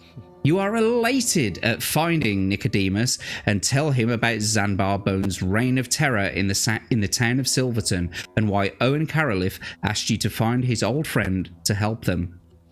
Nicodemus frowns and walks back inside his hut, telling you to follow him. He sits down in a rocking chair and starts to speak in a calm voice. "I am too old and tired and wish for no more adventure. I live here under the Singing Bridge in Port Blacksand to escape the pleas of aid from falling people from I am old and tired and wish for no more adventure. I live here under Singing Bridge in Port Blacksand to escape the pleas for aid from people fallen on hard times. Hence, no one bothers me. But I do wish to help my old friend my old friend Owen." Freudian slips. "I will tell you how to defeat the Night Prince Zanbar Bone, but you must listen carefully. Remember, you may defeat him only after sunset. In daylight hours he exists on another plane. No doubt he will have his servants to protect him, but should you get past them, you will need something special to deal with Bone himself. To protect yourself from his entrancing stare, you must have a white unicorn in a yellow sun tattooed on your forehead. Normal weapons will not harm him. First, you must shoot him through the heart with a silver arrow. This will paralyze him, but not kill him. You must quickly rub the ground compound of black pearl, hag's hair, and lotus flower in his open eyes. With luck, he'll decay before you in seconds. If your arrow misses, I'm afraid you will die the moment he touches you. The items for the compound can be found here in Port Blacksand if you search hard enough. I regret I cannot accompany you." Nicodemus then draws you a map of how to reach Zanbar Bone's guarded tower from Port Blacksand. He stands up, shakes your hand, and wishes you well. You leave his hut, climb the stairs, and cross the bridge over the Catfish River. The Bridge Street continues north a short distance before ending at a junction. If you wish to head west down Harbour Street, turn to 91. If you wish to turn east down Candle Street, turn to 238. So, first of all, remember this. You need black pearls, hag's hair, and lotus flowers. Okay? Remember that. Okay, yep. Okay. Are you writing that down? Oh, absolutely. I'm writing this down. And a tattoo. Yes, you need the tattoo, the unicorn with the, maybe an eye or something. I can't remember what it was. If only there was a tattooist in the chat who could help me with this. Atom, is there a tattooist? Yeah, Atom used to be a tattooist. Never. Yeah. Wow, I did not know about that about you, Atom. You've got why have you never shown us any of your art? It's a good question. Like, what the fuck? I'm genuinely disappointed now, Atom. You've never once shown off your artistic talents. I mean, we knew you were funny, and we know you're a sex god. Well, that's so, but yeah. your drawings. Wow. Lives in a van down by the river. Indeed. With a mattress in the back. Absolutely. Living on government cheese. Whatever that is. You know, it's funny. I was actually talking to my babby's mother about government cheese and how that came about. Because they, like, after the war ended, they had a whole surplus of milk and it was going to spoil. So they just needed to make cheese. Incredible. He did kind of predict it. He talked about Osama post. Oh, we're talking about Trump again. The WTC bombing in the 90s, and said he would do something bigger in a decade. There you go. You see, it's incredible. Maybe he was insider trading. Maybe Osama already told him. But did he know that Shaka Demus and Pliers were going to have a hit in about 1990 with Tease Me? that's the question. That was it. Tease me. Tease me. Tease Till me. you lose tease control. Me, You know the one. I do. With that strange cat call in it. It's like, tease me, baby. Yeah. That's right. Oh, shit, I remember that. Oh, it was horrendous. What an awful, awful song it was.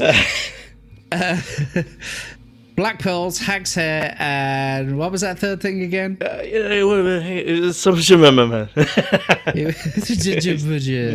know. Okay, I got it. I've written it down. It's fine. I'm impressed, Atom. 15 years you were doing it, and you've not shown us one fucking picture of a drawing that you've done. I'm thoroughly pissed now. I've got a pirate otter on this arm. You could do me a nice cover-up. Make it something manly instead. I think I'd keep the pirate otter. Yeah, you're right. It's too late now. I think it's that's pretty good though. I think I'd have a pirate otter too. Could you tattoo me with a pirate otter to match Smylexx's Atom? I bet he could. Klaatu Barata.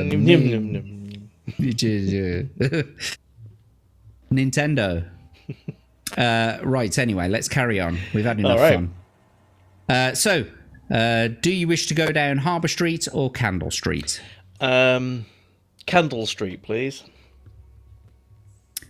Oh, do you know what I forgot to do? I forgot to block your backtrack off. So what I'll tell you from this point forward, I'm not tracking where you've been because you've used your backtrack. Okay. However, you could spend 5 of your adventurer's rubies and buy a backtrack back. You can buy any lifeline back that you've used. Yeah, let's do that.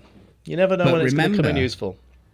Remember, if you spend 5 out of your what's it, then you won't be able to buy the Insta-kill spell. I'll keep hold of the Insta-kill. You never know when a jester's going to come up. But what that means is I'm not currently tracking you, and you won't be able to backtrack. That's fine. Until you buy it again, I will not be tracking you. Let's see where fate takes us. It's fine. Okie dokie then. Candle Street it is, 238. On the right side of the street, you see a small alleyway between 2 houses. The alley soon ends at a doorway with 6 skulls painted on it, 1 black and 5 white. If you wish to walk down the alley and open the door, turn to 27. If you'd rather continue east, turn to 139. What could go wrong? It seems so inviting. The skulls. Try selling your Frey Bentos and sardines. Look, we've had this conversation. I don't actually have a problem with Frey Bentos. It's the emergency food cupboard item. It stays in there for years. and it's fine. No. It's as good. It's as good as when you're opening it fresh on day one. If you leave it for 5 years, it's exactly as good. All right, riddle me this. If you had a Fray Bentos pie, like one of the original ones from the 60s, would you dare to eat it now? Yes, obviously. It's canned. Well, I'd maybe check to see if it was bulging a bit. Okay, but if it's not bulging... If it's not bulging, I'm giving that a go. The same thing will happen. Friend. The top 2 layers will go crispy. The rest of it will just be like shit pasta. I'll bet you there'll still be more meat in it than there is today. Undoubtedly. It will taste like dust, but it'll be definitely, there will be meat in it. Yeah. Spotted dick as well. Have you ever had spotted dick? Adam? No. See your doctor if it lasts for more than 24 hours. Take 2 of these and call me in the morning. Right. So, right, yeah. So, do you want to go down the alley or Absolutely, continue I want to east? go down. No, I'm going down the alley. Let's live dangerously. You enter a small candlelit room with no windows. It's empty apart from a table and 2 chairs. A man wearing black robes and a skull cap is standing in a corner. He smiles and asks you to sit down at the table. He sits opposite you, and after placing 6 white pills on top... See, take 2 of these and call me in the morning. On top of 6 skulls on the table, looks at you and says, "One of the pills before you is deadly poisonous. The others are harmless.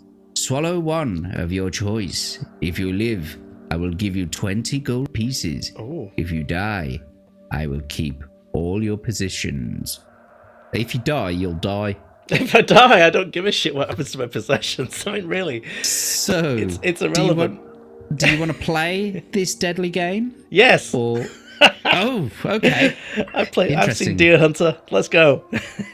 Giddy wow! Okay. Okie dokie. Sweat breaks out on your forehead. no. You choose a pill and swallow it. Roll 1 die. A roll of 1 means you die quickly from the poisoned pill, and your adventure ends here.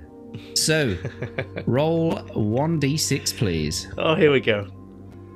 Oh! Oh, you lucky bastard. If you roll any number between 2 and 6, you've chosen the harmless pill. The man reaches into his pouch on his concordance. Is that right? Concordance?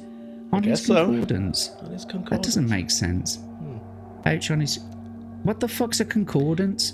It's probably like a cock ring. I don't know. I'm looking this up now. Concordance. Concordance. Does it say cock ring? It says a concordance is an alphabetical index of all principal words in a text or body of work, displaying each word with its immediate context. Oh, well, that's cleared it up. I've got a feeling that is an autocorrect error. Autocorrect, yeah. An autocorrect, yeah. Indeed. When I was doing these books, basically. Nevertheless, you've got an extra 20 gold now, so you have Thank you. 37 That's good. gold. Hooray! It was well Nice. worth it. Well worth it. Right then, so you're going up Candle Street now. Yeah. You may either turn right, that's supposed to say right, down Candle Street, or walk back to the junction and go down Harbour Street. Let's keep on Candle Street. Okie dokie. Walking along the street, you are suddenly halted by a plant pot smashing onto the cobblestones in front of you. You look to the left and see an open window. Inside, voices can be heard arguing. The door to this house is open. If you wish to enter the house and find out what the argument is about, turn to 113. If you would rather ignore the argument and continue east, turn to 375. Hello, what's all this shouting? We'll have no trouble here. This is a local shop. I think we'll have to go. We're going to have to check out the argument. Yeah, let's do Okay. it. Hey, now, calm down, calm down. You enter the house and you find yourself standing in a room full of toys. But they're not ordinary toys. These are stuffed creatures with nails through their heads. Dolls' houses that are made to look as though they're on fire, and many other unpleasant objects. In the middle of the room stand two old women dressed as though they're little girls. They're squabbling over a carved wooden duck. Each looks eager to destroy the duck with its knives that they are holding. On seeing you, the women start to say, "Give us toys! Give us toys, mate! Come on, give us some toys!" If you wish to give them something from your backpack, make the necessary deduction on your adventure sheet. If you'd rather leave the strange old ladies and calm down and continue east, turn to 375. I don't think I've got anything, have I, really, that I could... Let's have a look. Well, I mean, you could give them the smoky ball. You could give them the ring of invisibility or the climbing rope. Yeah. Or none of that shit and go. I mean, I don't know if I want to give two old ladies my ball. Yeah, that smoky ball may come in handy. Yeah, you never know. Yeah, I'm going to keep hold of it. And welcome in, Davyverse. It's good to see you, my friend. Yeah, I'm keeping hold of my shit. Sounds good to me. You're going to leave the house then? I am going to leave these two weirdos to their own shit. Bye, ladies. I've just bloody time traveled. Arizona plus 5 hours, New Mexico plus 6 hours, Texas plus 5. I gain and lost an hour. Yes, because he's traveling across Route 66 at the moment. Oh, cool. If you didn't know. Very cool. So, yeah, he's from Newcastle. Is he really? Up them ways, Tyneside, yeah. How will they understand him? Not a fucking clue. Just some sort of speech-to-text thing that he's carrying with him? That's what I would do. If I was over there, I'd just be carrying Google Translate around. You know. All right, mate, how am you? It's not. I mean, it's not the worst, is it? I mean, the Scouse accent's a little dodgy here and there. I once went on a date with a Scouse girl. I said to her when we got to the restaurant, "Hey, do you like avocado?" And she said, "I don't even drive." Do you like avocado? And that's all I've got. That's fucking brilliant. I love that. I'm going to remember that. Anyway, you're going to leave the house, I assume. I am. I'm leaving to it. 375. Eventually, the street comes to a dead end at a high stone wall. There are stone steps leading to the top of the wall. On the other side of the wall, you can hear grunts, growls, and cheering. If you wish to climb over the wall, turn to 40. If you wish to walk back to the junction and head down Harbour Street, turn to 91. Oh, I'm jumping the wall. Let's go. I want to see what the grunting is.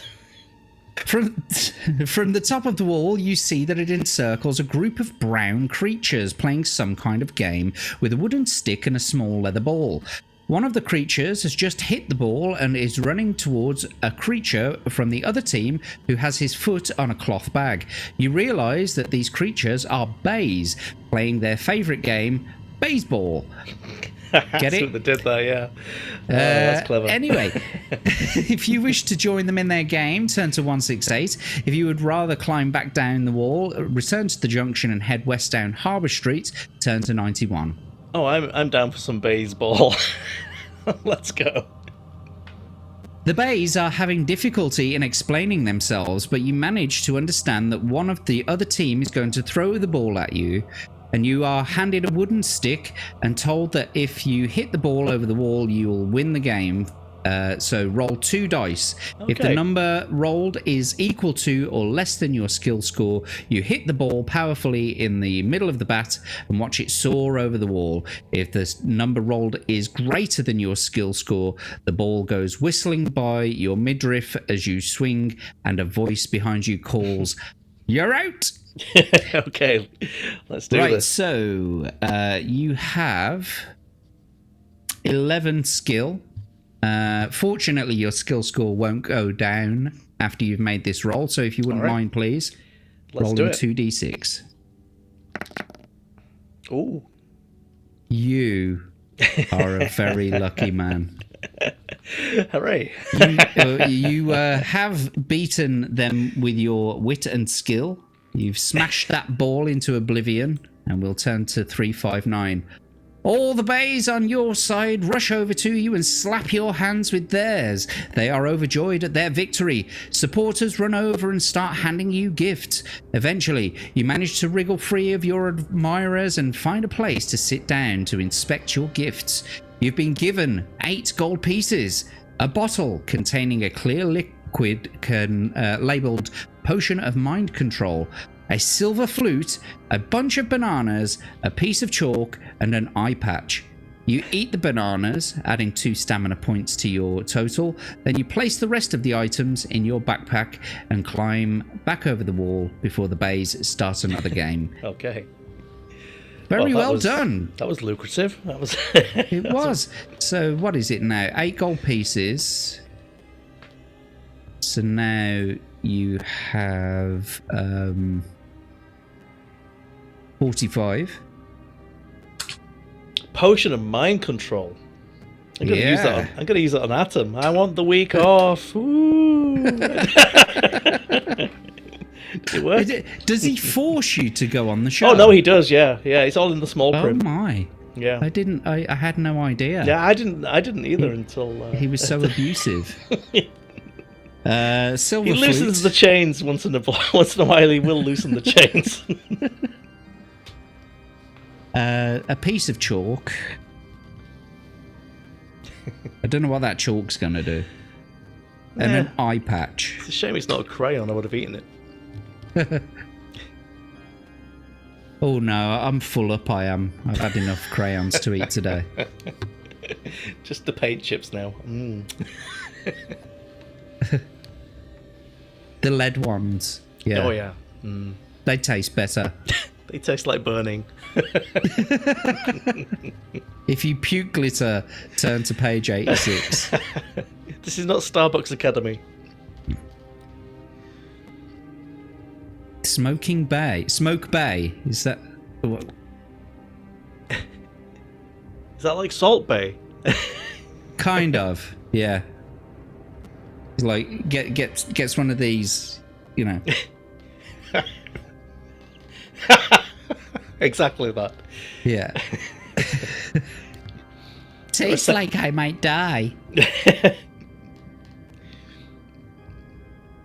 Yes, you're one lucky otter. Anyway, you're going back to in go the day. down... If you bought Dungeons and Dragons figures, they were made entirely of lead, and you'd be surprised at how many of those I probably put in my mouth when I was a teenager. Were they really made of lead? Yeah, they became like pewter and all kinds of other stuff later, but yeah, the original ones were made out of lead. I thought that they would have been tin. No, God no. Ah, Big soft pieces of lead. nice. Well, It's incredible anyone survived the 80s, really. yeah. How did we ever live this long? Not sure. Any of us ever? Anyway, let's go down Harbour Street. You pass a beggar in the street. He's sitting in the gutter and holds an empty tin in his hand. You wish to toss a gold piece into his tin, turn to 332. You would rather walk past him, turn to 124. Sure, let's give him a gold piece. Okie dokie, here we go. The beggar tips his hat in gratitude and mumbles a few words. Add 1 luck point before continuing west. He also just Okay. says, like and subscribe as you walk past him. So you've now got 44 gold and you are back up to your initial Hooray. luck value of 10. Okay. A narrow alleyway runs south off the street between 2 houses. If you wish to walk down the alleyway, turn to 326. If you would rather continue along Harbour Street, turn to 180. Well, we'd better check the alleyway. I mean, why would you not? You've checked every alleyway. Here we go. And, exactly, right. Ahead, the alleyway is strewn with rubbish and discarded possessions. Suddenly you hear prowling and you see the movement amongst the rubbish. You draw your sword just in time as 2 wild dogs, each 1.5 meters long, leap at you. Fight both dogs at the same time. So this is one of those battles. Okay, so Okay. excuse me. So both dogs will make separate attacks on you in each attack round, but you must choose which one you'll fight. Attack your chosen dog as in a normal battle. Against the other, you will throw for your attack strength in the normal way, but you will not wound it if your attack strength is greater. You must just count this as though you've parried. Yeah. But if their attack strength is greater, it will still wound you. I gotcha. All right. Okie dokie then. So it's got a skill of 4, stamina of 4, and a skill of 4, and a stamina of 3. Okay, so 4, 4, and 4, 3. Right then, without further ado, let's get it on. Let's get into this battle. And if you first could choose which one you're going to attack first, is it Monster 1 or Monster 2? Well, let's just keep it simple. We'll go with Monster 1. Okay then, 2d6 for your enemy, please. Oh no. 2 6s. Okay, so this is important actually, because they roll 2 6s. If they win this attack round, they will do 1 extra damage to you. Okay. Yep. Fair enough. Here we go. Okay, so they've got 16. And if you can roll 2 for yourself, please. A 6 and a 2 gives you 19. So you win the attack round. Well done. You've won the attack round against that one, and will reduce their stamina down to 2. However, you've got to roll for the second enemy now. So if you could roll 2d6, please. A 5 and a 4 gives them 13. And then if you could roll for yourself, please. A 1 and a 3 gives you 15, which means you win the attack round, but you do no damage to them. Okay. So would you like to test your luck or carry on? I'll carry on. 2d6 then, please. A 6 and a 2 gives them 12. And 2 for yourself, please. A 1 and a 5 gives you 17, which means you win the attack round. You've beaten that dog. Ha! But you still got to roll for the other one. Yep, So 2d6 for that enemy. A 4 and a 6 gives them 14. A 2 and a 6 gives you 19. You win the attack round, which means that no harm comes to you. So now you're battling the second enemy for real. Okay. So 2d6, please. A 1 and a 4 gives them 9. I think this is going to be a pretty easy score to... And the next one gives you 17, which means that you win the attack round. Right, and they now going. have a stamina of 1. Test your luck or carry on? I'll carry on. Okay, 2d6, please. A 3 and a 1 gives them 8. They're on their last legs now. And a 6 and a 4 gives you 21. Yeah, you've done it, mate. Well done. Ha! Congratulations, you've won the battle. Some sort of woof justice there. Did you see what he did? Oh, never mind. He's here all week, folks. Try the fish. And don't forget to tip your waitress. Just the tip, though. Absolutely. Just the tip. But no, congratulations, my friend. You did it. You've Cool. beaten 2 mangy mongrels. I'm assuming they were pugs. Oh, do you know what? You could have escaped as well if you wanted to. Yeah. In that round. There's 2 less pugs in the world. That's clearly a good thing. Who escaped? Don't you say? Didn't you tell us last night that you tell your flatmate that he looks like a haunted pug? Yes. He has a pug, you see. He actually has a pug. And you know how pets look like their owners? He does have the same eyes, so It's just like it's constantly in pain. yes, life is pain. Existence is pain. So I often call him that. Do you have any of Mrs. Pipe's golden flowers? I do not. You I do not. Chose not to take them. There is nothing I mean, else to be found. I could store some of the dog's blood in my cheeks and go back. But I think I'll pass. Yes.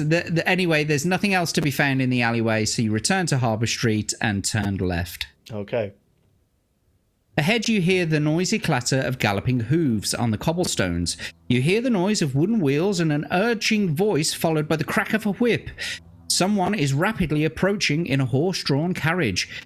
If you wish to see who it is, turn to 344. If you would rather hide out of sight behind a barrel and watch the carriage pass by, turn to 34.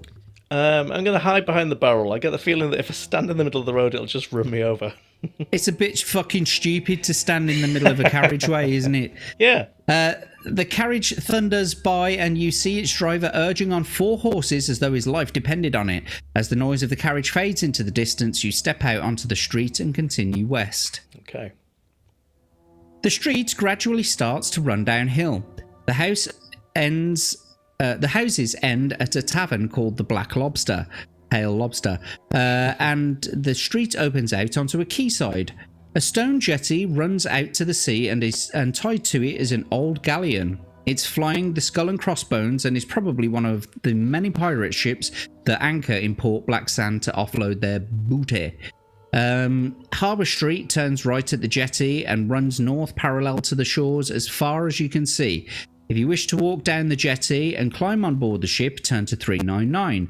If you wish to walk north up Harbour Street, turn to 78. Yeah, we're going to go on board the ship. I mean, I am on the lookout for. Good idea. I'm on the lookout for various items here, so you know. A rope ladder hangs down from the stern of the ship to the jetty. There's also a gangplank leading up the side of the ship. If you wish to board the ship by climbing the rope ladder, turn to 87. If you wish to walk up the gangplank, turn to 294. I'll take the rope ladder.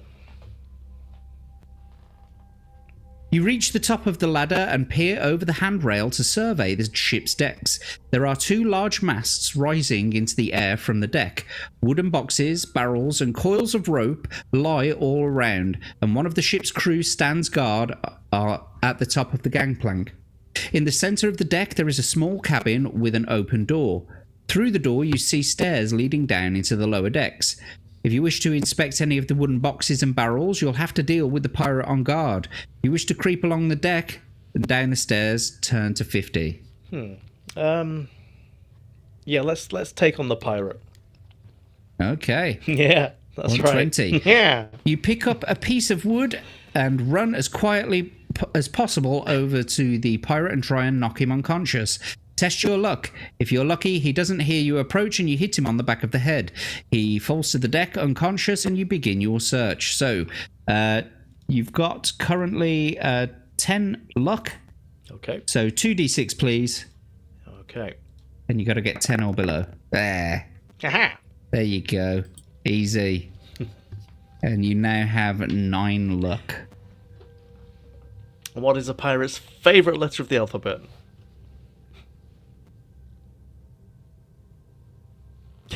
I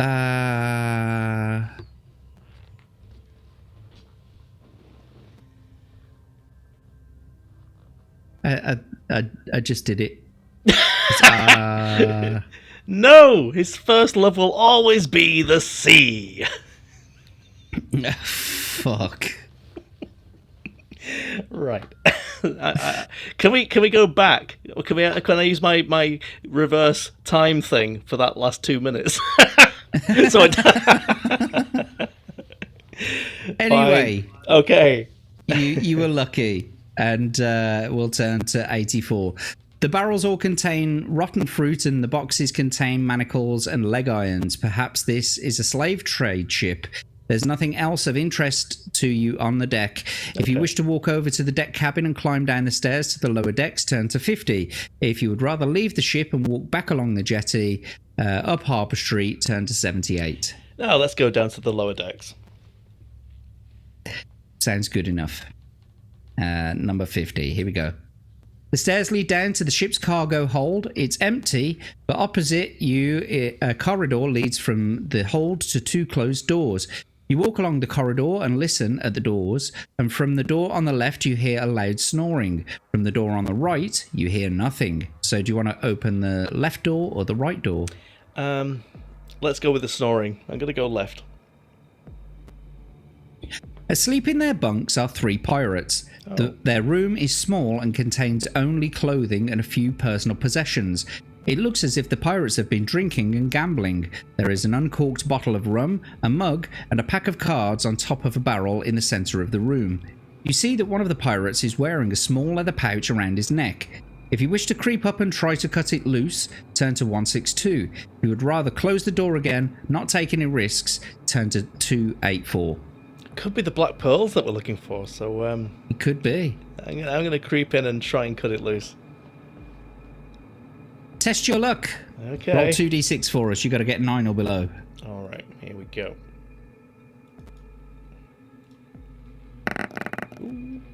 Very good. You were lucky. We'll take one more luck point away from you. You've got 8 now. Okay. And so you managed to cut the pouch loose without making a sound and waking the pirates. Oh, it's the black pearls! Woo! You tiptoe quietly out of the room and close the door. In the corridor, you open the pouch and find 6 black pearls, and you add 2 luck points, which means that you're back up to your initial luck. Okay. As well. So I'm going to add those. So black pearls. Well done. That's cool. All right.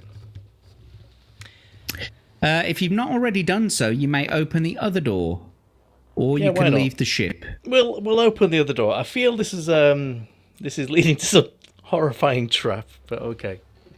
The door opens into a small room, and in the centre of the room stands a steaming tub of hot water. If you wish to hide behind the door inside the room to see who's about to take a bath, turn to 12. If you'd rather close the door, turn to 383. I think we just no. No. I don't want to see some semi-naked pirate man who's clearly been trafficking people in his ship. It just seems like it would lead to something horrible. No, I'm going to close the door. Okie dokie. 383. So we're gonna. I assume you want to leave the ship. Yeah, now? We've got. There'd be. Dungeons and Dragon rules tell me that there is nothing. They're not going to leave me with 2 things of importance in one place. Steve does have a very good question. What if it was a pirate wench? Oh. You have been most lucky on this journey so far. Davy versus showing you the boobs of luck as well. But they belong to like a 50-year-old pirate man. You know they would. Is it? Not yet. Is it kill jester time yet? Not yet. But yes, no one's spawned a jester yet. That's something that could be coming. Could be coming up. Depends on who else we get in the chat. Do you remember Nightmare, by the way? Oh, Nightmare. Fuck do I?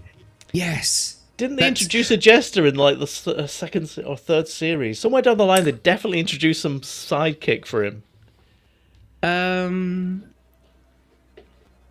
What you mean for Traegard? Yeah.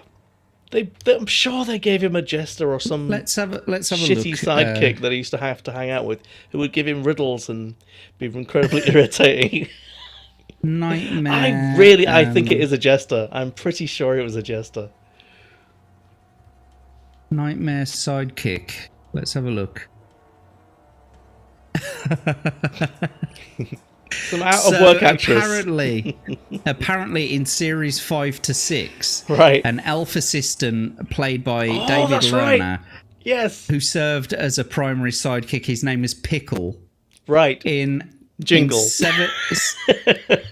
In series 7 to 8, a genie assistant played by Jackie Soriris. Okay. Took over from Pickle, and their name was Majida. And in series 3 to 6, a jester who often helped teams and was an occasional sidekick to Sidris. Right. Okay. Was called Motley. See, these are horrifying. Wow, well done. Horrifying things that are coming into my brain. Kill Jester. Kill Jester. Then they replaced her with an Indian Did wench. they? I'll take your word for it, Steve.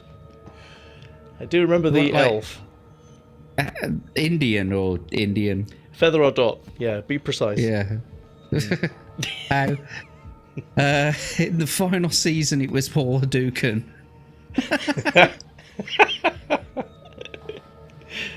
Davey versus Off Out to get a Chinese in Arizona, as we all know, the best Chinese are via Mexicans. I hope you've got the next 24 hours off, Davey. Yeah. No important Time to things sit to do on tomorrow. the pan. Right, so you've got your 6 black pearls. Cool. If you wish to continue up Harbour Street, turn to 256.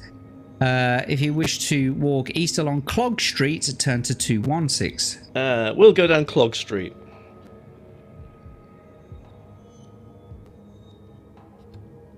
Clog Street is very narrow and lined with terraced cottages and the occasional shop. To your left, you see what looks like a small boy lying face down on the cobblestones, groaning loudly. A hood is pulled over his head and you cannot see his face. A wooden hoop and stick lie by his side. Do you want to help him or walk on? Again, I hate street urchins, but I think I'm going to have to stop and help. It's in character. Dun, Oh, I dun, knew it! dun. God damn it. Should have gone with my instinct. As you bend down to help the injured boy, he suddenly rolls over and you see the flashing blade of a dagger before your eyes. Is this a dagger I see before me? The boy is in fact a goblin thief and you must fight him for your life. He has a skill of 5 and a stamina of 4. So let's just enter that into the adventure sheet. Let's bring your adventure sheet up and let's get this battle on. So 2d6 for your enemy then, please. Okie dokie.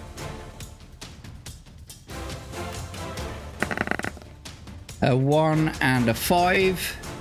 I know what the people in... Hang on. A 1 and a 5. So that's a 6 and a 4. But a 1 and a 5 gives them 11.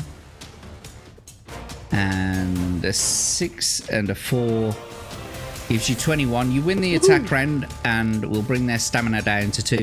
I know what the chat are saying.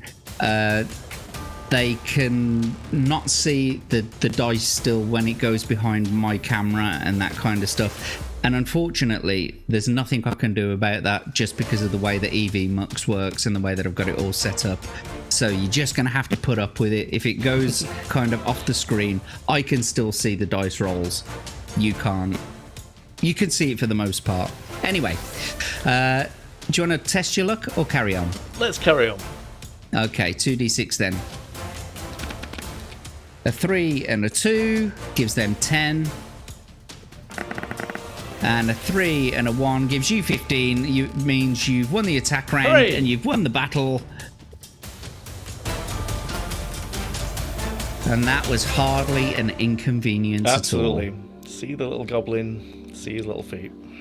You know, you haven't taken one bit of damage in all of the battles that you've done so far. Not a single bit of damage. There's going to be something horrifying further down this road, I'm pretty sure. A jester, perhaps. Exactly. The goblin's pockets contain 2 gold pieces, a clove of garlic, and some old knuckle bones. Ooh. Take what you wish and head east again along Clog Street. So assume you want the gold. Absolutely. Of course, who doesn't like gold? So you now have 46 gold pieces. Do you want to take the cloves of garlic? Yes, I might make a lasagna at some point, and we never know if that's going to be knuckle bones. It'll feel like somebody else is doing it if I use the knuckle bones. So, so let's take those as well. I don't know what they're becoming useful for, but you never know. You never know. Never know. The moral of the story, says Steve, is never help anyone. No, absolutely, yeah. Words to live by. You've got to now teabag the enemy as well. That makes a lot of sense. Given what I do for a living, I work for Yorkshire Tea, so yes, that makes a lot of sense. Do you really work for Yorkshire Tea? I do, yeah. Wow. Did they know that you're on the internet? I think at least 2 of them know that I'm on the internet.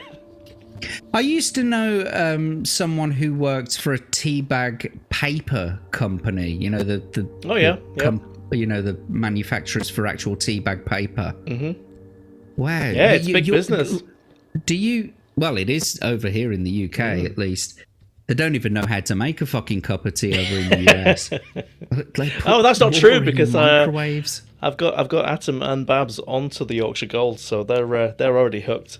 So they know how to make a good cup of tea. But do they microwave their tea?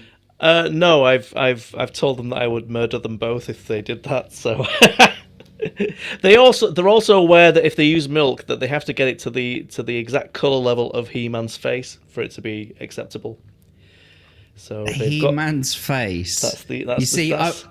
I like a builder's tea personally. I'd like just a spot of milk in it. You stir it and your spoon stands up in it. Yeah. I think for traditional, He-Man's face is a good starting point. So, but yes, I had no idea you worked for Yorkshire Tea. Can you get some free tea bags? Yeah, I can get you some free tea bags. Yeah, I can get coffee as well. Taylor's coffee. Forget about that. I don't want Yorkshire coffee. I want Yorkshire tea. Fine. Yorkshire Gold. In fact, we'll keep in touch after the show. He leaves his filthy paw prints all over the bags. It's true. Yeah, correct. Do you ever put any prizes in the tea bags so that you can, bits of dried skin, that kind of thing, toenails? Well, I was thinking more like a tenner in every 100,000th tea bag, that sort of thing. Sadly, not. Mine's lemon and sugar. Do you drink Earl Grey, or are you drinking Yorkshire tea with lemon and sugar? He's doing gold. He's doing the Yorkshire Gold, I think. Wow. Fucking hell. No, lemon and sugar is, or at least lemon is supposed to go with Earl Grey tea. Yeah. You would never put lemon in a regular green tea, Anyway. Atom bought Babs a kettle for Christmas. Oh, cool. Wow. This is what every wife wants, surely. To go with it was to go with the ironing board that he bought last year. The ironing board cover. Right. He bought last year. you haven't used that on a boat yet, have no, you, no, no. Babs? God, no. She's still here. Of course, yeah, you don't drink milk. She got me a boat. She got the kettle, you got the boat. Okay. Never the twain shall meet. Mm-mm. Okie dokie. I'm glad we cleared that up. Anyway, one of the shops to your left is a candle maker's. There are many different coloured candles burning brightly in the window. Do you want to enter the shop or continue going east? Yeah, let's go for it. I can feel a Ronnie Corbett sketch coming up, but fair enough. Let's go. Inside the shop, you see a tall, thin man with pointed ears and fair hair pouring hot wax from an iron pan into a mould. The candle maker is an elf. As he returns to speak to you, you notice his slanted eyes, which are ice blue. For some reason, they appear very cold to you. He tells you that all his coloured candles cost 1 gold piece each. You may buy as many as you wish. He then asks you if you would like to see one of his magic candles in the back room. Do you want to see one, or do you want to leave the shop and head east? The music got really sinister as soon as you started with this bit. Yeah, I'm going to go see one of his magic candles round the back. What could go wrong, right? Okie dokie. The elf leads you into a room lit by purple candles, which give a strange glow. You stand and stare blankly at the candles and drift off into a world of vivid dreams. While you are in his trance, the elf takes 2 items and 5 gold pieces from your backpack, if you have them. When you awake, you have no recollection of the theft, and you leave the shop thanking the elf of showing you his beautiful candles outside, you head east again. So, God, I hate that elf. kill elf. So, what do you want to lose? Well, you've got to lose 5 gold pieces, so now you've got 41 gold pieces left. Right, so which 2 of your things do you want to lose? I will lose the eye patch and the knuckle bones. Okay, that was simple enough. Yeah, they seem like trash. Let's get rid of those. Right then, turning to 280. Further along the street is another shop. A sign outside reads Ben Borriman's Silversmith. Do you want to go in or keep going east? It's not a Jewish name, which is weird, but okay. Yeah, let's go with. Let's head to the shop.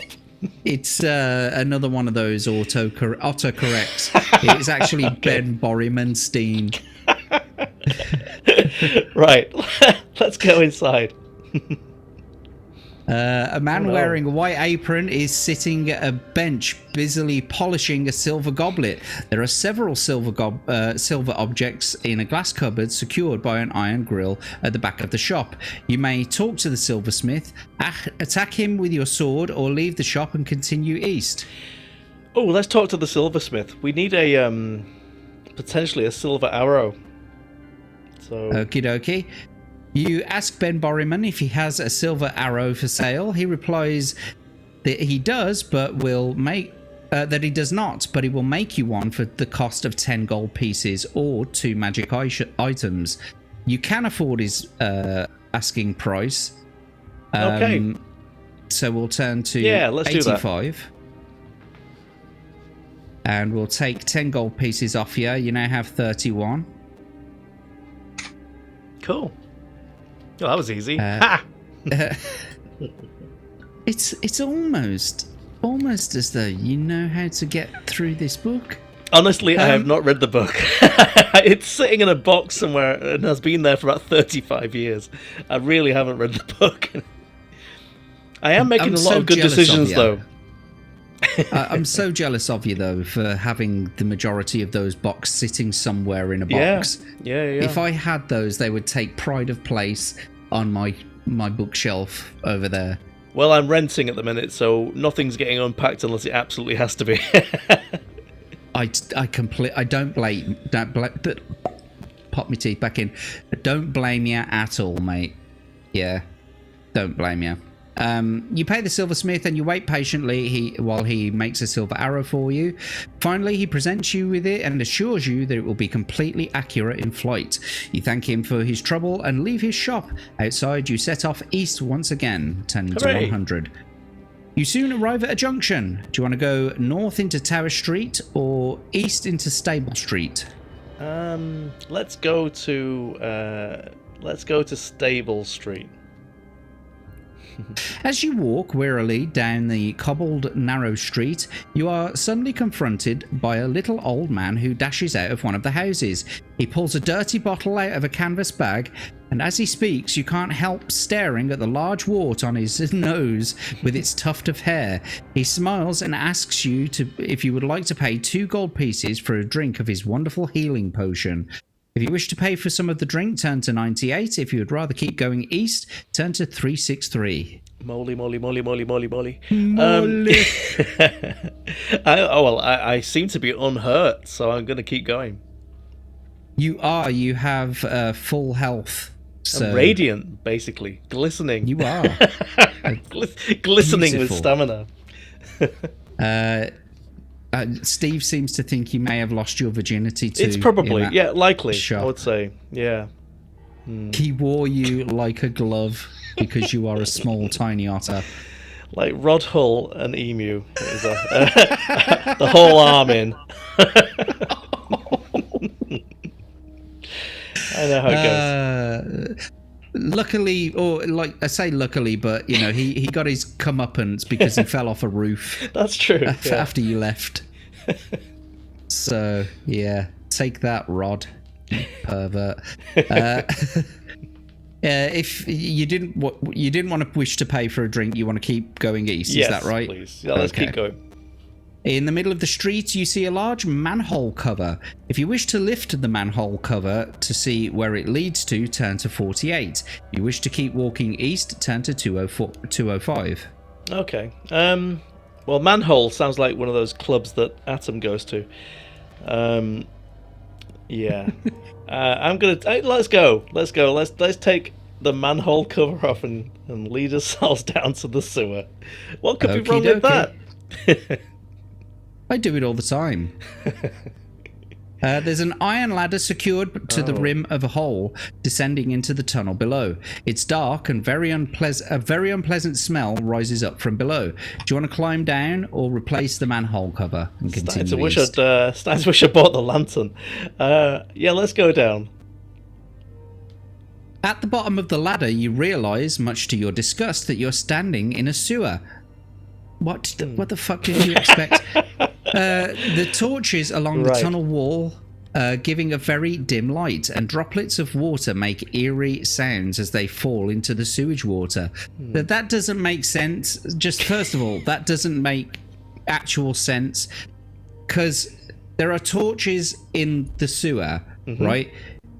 One of two things is either going to happen. Either the sewers are going to set alight from the gas in the sewer, or it's not going to smell because you're burning off all the gases in the sewer at a manageable rate. Yes. I don't know if Steve Jackson really was a sewer specialist, but a septic tank maintenance bloke. I feel he knows more about goblins. So let's not judge him too harshly. Okay. So do you want to walk north along the tunnel, or do you want to go south? 50-50, isn't it? Let's just go north. Okie dokie. Oh, here we go. Ahead of you, you hear the squealing of frantic splashing. The long shadows are cast by moving objects coming towards you. Then you see the sleek, glistening shapes of 3 giant rats, only a few meters away from you. You draw your sword hastily and fight each of the rats in turn.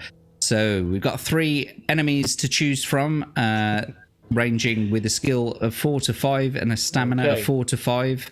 Okay. So let's bring up in fact let me just pop these on first. So got 4 and 4 and 5 and 4, and the next one will be 5 and 5. Okay, so let's bring up your adventure sheet.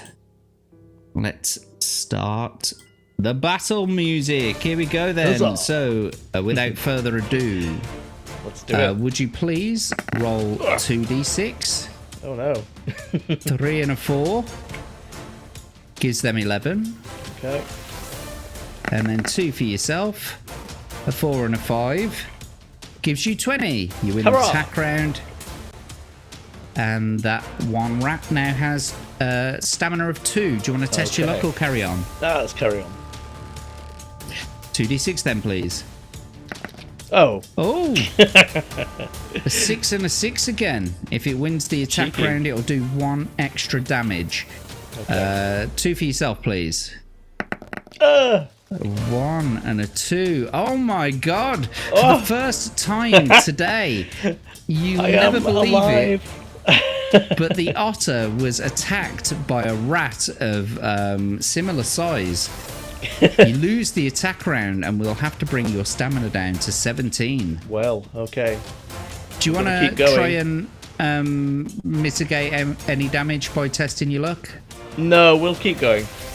Okie dokie then. 2d6 for your enemy, please. Oh no! Oh, actually, do you know what? As well, yes. Because it was double 6s last time. Yes. You actually have to have 1 extra taken away from you because they won the attack round. So you actually have 16 stamina, and they've done it again this time. So Absolute 2 monsters. 60s give them 16 again. And if you can roll 2d6 for yourself, please. A 6 and a 1 gives you 18. But luckily, this time you've won the attack round and you've beat that rat. So the next one has a skill of 5 and a stamina of 5. And the following one we'll deal with in a second. 2d6 for your enemy, please. 6 and a 2 gives them 13.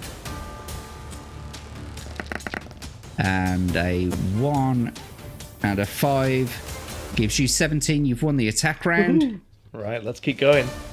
And they've now got a stamina of 2. Yep, let's keep going. 2d6 for your enemy, please. 5 and a 3 gives them 13 again.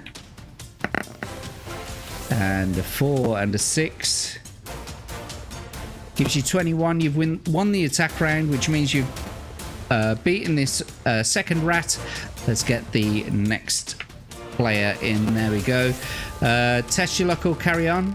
Carry on. Let's go. Okay. Oh, well, there's no point in testing your luck because you killed the fucking animal. Anyway, 2d6 for your enemy, please. 5 and a 2 gives them 12. And a 2 and a 4 gives you 17. Which means you win the attack round. Congratulations. And then we'll bring their stamina down to 3. Okay. Let's keep going. Carrying on. Yeah. 2d6, please. A 2 and a 1 gives them 8. Is that a 2 and a 5 or a 4 and a 5? That's a 2 and a 5 as far as I can tell. 2 and a 5, 18. You win the attack round. And we'll bring their stamina down to 1. All right, let's Want to carry on? Yeah, let's go for it. Okay, 2d6, please. 2 and a 1 gives them 8 again. This should be it. Yeah, you've done it. A 5 and a 5 there. God, I can't believe I broke a nail on that one. How unfortunate. Right, so yes, congratulations. You win the attack round. You've won the battle. There we go. Yes, you won the battle against the rats. You did take a little bit of damage for the first time today. But nevertheless, well done. You've done it. Cool. Screw you, Let's rats. crack on.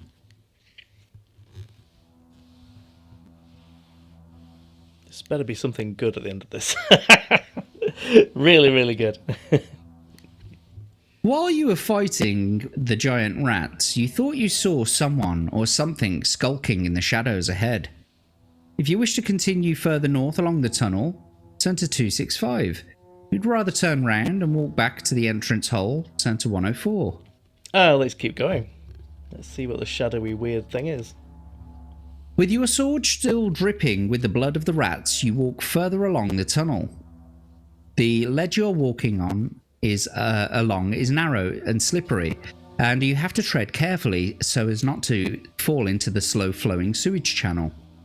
The tunnel gradually bends round to the right, and as you follow it round, the silence is suddenly shattered by the sound of running feet and a wailing scream. Yeah. Coming straight at you, wild-eyed, with flailing arms and a contorted face, uttering demon sorcery, is a white-haired old woman dressed in rags. She's a hag. Ah. Do you possess a potion of mind control? I think I do. You do. Indeed, you do have this item. Before the hag can complete her spell, you reach into your backpack and take out the bottle of potion. You gulp it down, and you gulp down the liquid, and you feel its effects immediately. The hag is mouthing her vile sorcery, but you cannot hear her. Safe from her evil, you draw your sword and step forward. You grab hold of her matted hair and cut a clump from her head. She writhes and kicks and spits at you. At this close range, you can see fresh blood on her face. No doubt she could not wait to cook some of the rats she had killed. Despite your repulsion, you're excited about having gained one of the items necessary to defeat the Night Prince. You throw the hag into the sewer and walk back to the entrance hole. Hooray! Good job. Hag's hair. Now, you can either climb up the ladder and continue east, or if you've not done so already, you could go south along the sewer. I'm going to leave the sewers, I think. Again, I would too. D&D rules. You're never getting two cool items in one place. After replacing the manhole cover, you set off east again. Everything seems a little too quiet and you begin to feel nervous. Ahead, you see that Stable Street turns sharply to the left.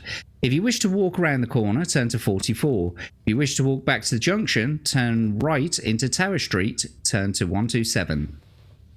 Let's keep going. Let's go around the corner. Standing in a line across the street are 3 tall men, each armed with a spiked club. You notice that each has a red star tattooed on his forehead. They are vagabonds, intent on robbing you. If you have a throwing knife... Oh no, I do not. You may be able to cut one down before they reach you. If you do not have a throwing knife, you will have to fight all 3 with your sword. Turn to 225. Okie dokie. Oh, these boys are a little bit meatier. Yeah, a little bit more formidable. I'm just going to put the hag's hair on your adventure sheet, by the way. Yes, so there you go. Hag's hair, and we'll get your adventure sheet up here. So there's 3 of them. You've got to fight them one at a time. 7 and 5. The other one's got 6 and 5, I think. 6 and 7, sorry. Okie dokie, we'll start with those 2. Okay. So without further ado, let's get it on again. 2d6 for your enemy, please. Yeah. Okay, a 5 and a 6 gives them 18. Don't roll just yet for yourself. So that gives them 18. Okay, 2d6 for yourself, please. A 6 and a 3 gives you 20. Well done. You've won the attack round, and we've brought their stamina down to 3. All right, let's keep going. 2d6 for your enemy then, please.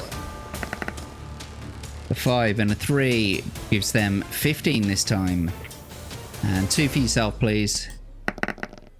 A 1 and a 5 gives you 17. You've won the attack round. And we will bring their stamina down to 1. Test your luck or carry on? Carry on. 2d6 then, please. Oh no. 5 and a 4 gives them 16. Okay. And a 4 and a 6 gives you 21, which means you won the attack round. You've beaten back that first vagabond. The next one up has a skill of 6 and a stamina of 7, and the one that's about to follow is a 5 and a 6. Okay, 5 and 6. Okay, 2d6 for your enemy, please. I'm going to take it as a 4 and a 3. It might have been a 4 and a 2. Was it a 4 and a 2? It was a 4 and a 2. Okay, I'll tell you what, I'll give them 12. And 2 for yourself, please. A 4 and a 4 gives you 19. You won the attack round. This one's a little bit more, bit more stamina. So we're going to take a little bit more time on this one. Okay. So stamina down to 5 now. Test your luck or carry on? I'll carry on. 2d6 then, please. A 4 and a 1 gives them 11. And a 2 and a 3 gives you 16. Ooh, okay. You've won the attack round. We'll bring their stamina down to 3. All right, let's keep Carrying going. on? Yeah, let's go for it. 2d6 then, please. A 3 and a 2 gives them 11 again. And a 4 and a 5 gives you 20. Good job, you did it again. You won the attack round. Their stamina is now 1. Ha! Okay. I'm sensing blood. I'm going to keep going. 2d6 then, please. 2 is 10 for them. And a 2 and a 5 is 18 for you. Well done, you've won the attack round and you've beaten that second vagabond now. So it's on to the last one. Got a stamina of 6 this time. Skill of 5. 2d6 for your enemy, please. A 1 and a 2 gives them 8. Not bad. And a 5 and a 2 gives you 18. Okay, let's keep They've going. won the attack round, and their stamina is now their stamina is now 4. Carry on then. 2d6. A 5 and a 2 gives them 12. And 2 for yourself. Nice score. 6 and a 4 gives you 21. You've won the attack round. Their stamina is now 2. Test your luck or carry on. Let's keep going. Let's see if we can take him out. Let's do it then. 2d6. A 2 and a 3 gives them 10. Looks like you've done it, mate. I think so anyway. A 3 and a 6 gives you 20. Yeah, you did it, mate. Yay! You've won the attack round. You've won the battle. Congratulations. Murder hobos. Excellent. You did it anyway. Yes, you've beaten back the vagabonds and you've won the battle. Do you want to take any provisions at all? You've currently got a score of 16. You won't get the full benefit of eating one provision because it would give you 4 usually, and you're only going to take 3 if you do take one now. Yeah, go for it. Let's have one provision. Let's bump ourselves back up. Okie dokie. So you got 7 left, and you're now back up to the top. There you go. Okay. Lovely. Excellent. Oh, I ought to take that potion of mind control off you as well. There you go. Oh, there we go. Lovely. Gonna use that later. Nah, not now. More You've gulped it times. all down. Okay. You trusted the bays with this liquid in a glass vial. You trusted them that it was a potion of mind control, and now it's all in your belly. And we've got Butcher of Blaviken in the chat there. Hello, Butch. How you doing? Good to see ya. Where's Grant? Hope he's well. Does Smylexx hag max? I don't know. Is that some sort of streaming service? What is that? Yes. Hagmax. It's a pay-as-you-view service. All hags all the time. It's like Babe Station. Yeah. But with hags. But at 4 a.m. when you're really desperate. It just shows up. It interrupts Babe Station. It's much cheaper. Yes, exactly. That's what I usually give, 1/4 portion. Never give him the full length. Absolutely. Just give him a quarter of it. Anyway.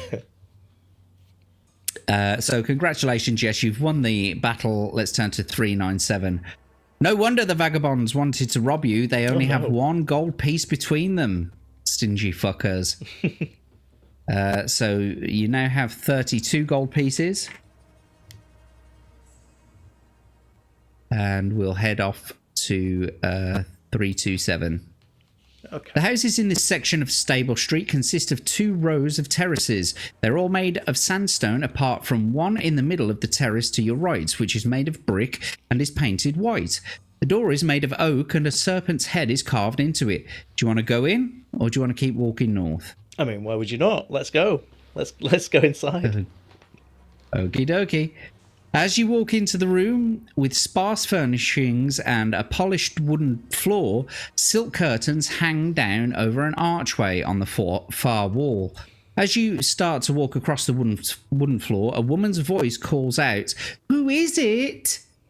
You may tell her that you're delivering flowers, you tell her that you've come to collect old rags, or you tell her that you are the tax collector. Right. I don't. Right. The next question would be, where are the flowers? And I don't have any, so I'm not going to go with that. Let's go with the old rags. Nobody wants a tax collector. Her tone becomes unpleasant and she tells you to get out of her house because there are certainly no rags in it, nor any other kind of jumble for that matter. Do you want to obey her and leave the house and head north along Stable Street? Or would you wish to go through the curtains and see who's being so rude to you? Yes, let's do that. I mean, it seems wrong. Again, we're trespassing at this point. Yeah, interesting choice. Again, Smylexx, you left the ogre's house when he said to get out, but some chick behind some silk curtains tells you to get out, and you're like, nah. Nah. Yes, weirdly, my psyche is coming through here, isn't it? Yeah. Oh no, this doesn't look like it's going to be good. You pull back the curtains and walk into a very lavish boudoir. In it is a young woman with her back towards you. As you approach her, she spins around and you are stunned to see not the young woman's face you were expecting, but a large snake's head. It extends out from the shoulders and bites you on the neck. You are caught somewhat off balance by the Serpent Queen and suffer the loss of 4 stamina points and 1 skill point before you can draw your sword to defend yourself. The Serpent Queen has a skill of 9 and a stamina of 7. Now, you may escape after 3 attack rounds by running out of the house. Okay. You will lose 2 stamina points if you try to escape. Okay. However, don't forget, you do have enough rubies to buy an Insta-kill spell as well. Do you know what? That does sound like quite a good idea right now. Yeah, let's do that. Let's insta-kill the Serpent Queen and hope we don't find jesters underneath her. Okie dokie, so you now have 0 in your adventurer's pot. Okay. You have got the insta-kill spell in your possession. You mutter and mumble some, magic words. Yeah, Mila Kunis. Mila Kunis. Fuck off. And she dies. Hooray! So you win. Congratulations. 295. You sheathe your sword and you start to search the Serpent Queen's house. You find a brown leather bag which you pick up and shake. The contents make a jingling sound, and inside you find 12 gold pieces. And you can add 1 luck point. Unfortunately, you are full up to the brim of luck. However, we can add the gold pieces, which means that you now have 44 gold pieces, which is nice, right? Yeah, lovely. I was hoping for a cool item, but never mind. Well, let's keep going, I guess. So I think there is a different way that you can go through the book. You end up at the same house, and then there's some like brooches on the side that you can pick up, or if you choose the right option when you speak to her, it does something else. If you actually have the flowers, you can give them to her or something like that anyway, and then you can like search around her house. But in this option, this path that you've chosen, you're going to get referred to Prevent instead. Okay, that's fine. See, Atom says he's going to send you flowers. Oh, thanks. Hoarding the gold, he Smaug the otter. Anyway, so yes, you can't add the luck, but I have added the gold. And so you leave the house and continue your walk along Stable Street. You soon reach a junction in the street. Stable Street continues north, and to your left you see Tower Street leading west. You decide to keep going north. To your left you see a large wooden barn set back from the houses. 2 horses are tied to a post outside the barn, and smoke rises from the crooked chimney on top of its low flat roof. You could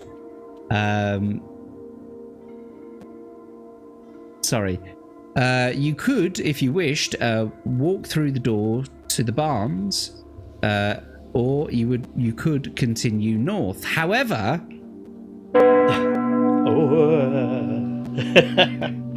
time stands still. Wow, adventurer. That's great. I'd like that noise. That was good.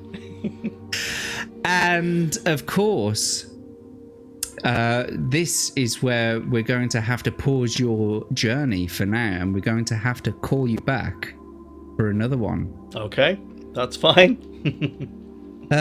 We wonder when you will actually get you back on the show. Hopefully it will be very, very soon. But for now, we'll have to pause your journey. Well, that's been great fun so far. I'm glad you've enjoyed it, mate. Yeah, a lot of fun. It's a shame that we've got to end here, but I do have to take my daughter to school in the morning, and Yes, we no, started absolutely. a little bit later tonight, and so it's 2:00 in the morning now. So I've got to go to bed pretty soon. I am totally with this. I also have things to do tomorrow as well, so that's fine. But yeah, it's been fun having you on, mate. I've had an absolute blast doing this. You've enjoyed it yourself, I assume? I have indeed. I think this has been great fun. Great. I'm glad everyone seems to enjoy it when they come on. So I would have been shocked if you'd have said, "Nah, this was shit, mate." Nah, don't forget about the second half. Don't call me back. But yeah, I'm glad you've enjoyed it. Babs is saying this has been great so far. Cool. Has he not been lucky? He's Really been lucky. so fucking lucky, and those battles, he's literally been hurt once. I rub a rabbit's paw before I go into battle. Do you keep it? Have you got like an otter pocket? Or Yes. something like that. Absolutely. Do you have Absolutely. several otter pockets? They're all damp. See what Atom did there? Press pause. Oh, I see what you did. Yeah, well I done. love tiny little otter paws. They're so cute. They're like human hands, but Yeah. tiny. They have little opposable fingers. If I step in church, I generally leave immediately. I just feel tingly and hot. Yeah, I start smoking and shit.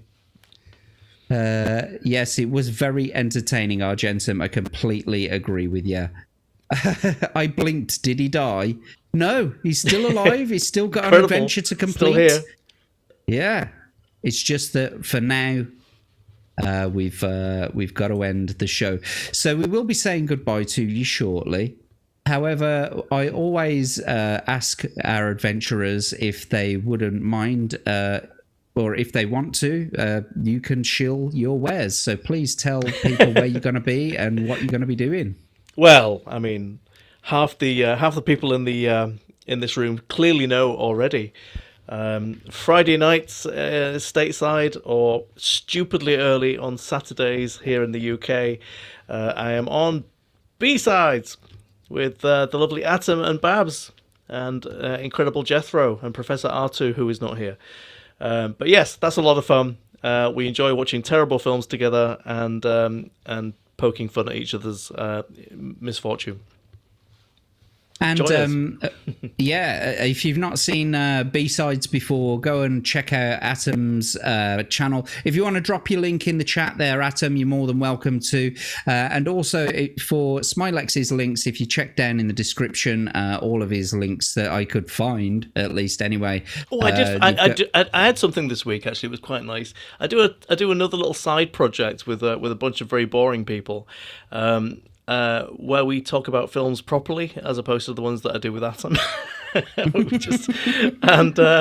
We did for the spaghetti westerns last week, and here's the thing I didn't know existed. There's a spaghetti western database, like the IMDb, but for just spaghetti westerns. Anyway, they found us. We didn't find them. They found us and reposted us all over their website. So we clearly did okay last week with our spaghetti western conversation. So that was quite nice. That's incredible. Yeah, that was quite nice. Whose channel is that then? If you go to something like Spotify or Acast and just type in 5282, you'll find us. It's a little weird podcast about fringe TV, cult TV, and other stuff. Awesome. Well, you heard it here first, folks. 5282, did you say? That's the one. Yep. Is that your PIN number? Clearly not. I'm a Star Wars fan. You know what my PIN number is. Anyway, you can check out all of Smylexx's links in the description below.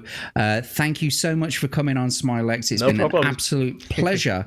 But for now, your journey is over, and we will have to catch you in the next one. So until then, we'll say goodbye to you, mate. Cheers. Take care. And of course, I am Jack Tarlad. You can find me on Twitter at Jack Tarlad. Check in my bio. You'll see all of my links there for all of my stuff. Read and Roll and Jack Tarlad, and you know what to do. Anyway, Monday chat battle. It's week 4. We've got a lot of movers that we need to get up to the top there. So get in early. It's 10 o'clock. British time, get in there early, get your name on the wheel. Don't be like Atom, come in really late and then you have to sit there for 2 hours waiting for your name to be called out. Get in there early, get your name on the board early. Maybe you will be the first one in. Then we've got on Tuesday night, it's the Jack and Abe show. Wednesday night at 8 o'clock is the Hump Day Chinwag. And then back to Thursday, when next week we've got Iron Oxide coming to serve as a guest adventurer. So thank you to all of our people in the chat for being here. You've been so much fun. It's been a pleasure entertaining you. And thank you very much to our donators, especially Crimson Shadow. Thank you for the $20 dib dobs. And yes, until the next time, do a Jack raid over to Paul Hadouken. Is that what you're saying? Okay, I'll find it as soon as we're out. But yes, thank you so much for being here. And until next time, take care, everyone. We'll see you soon.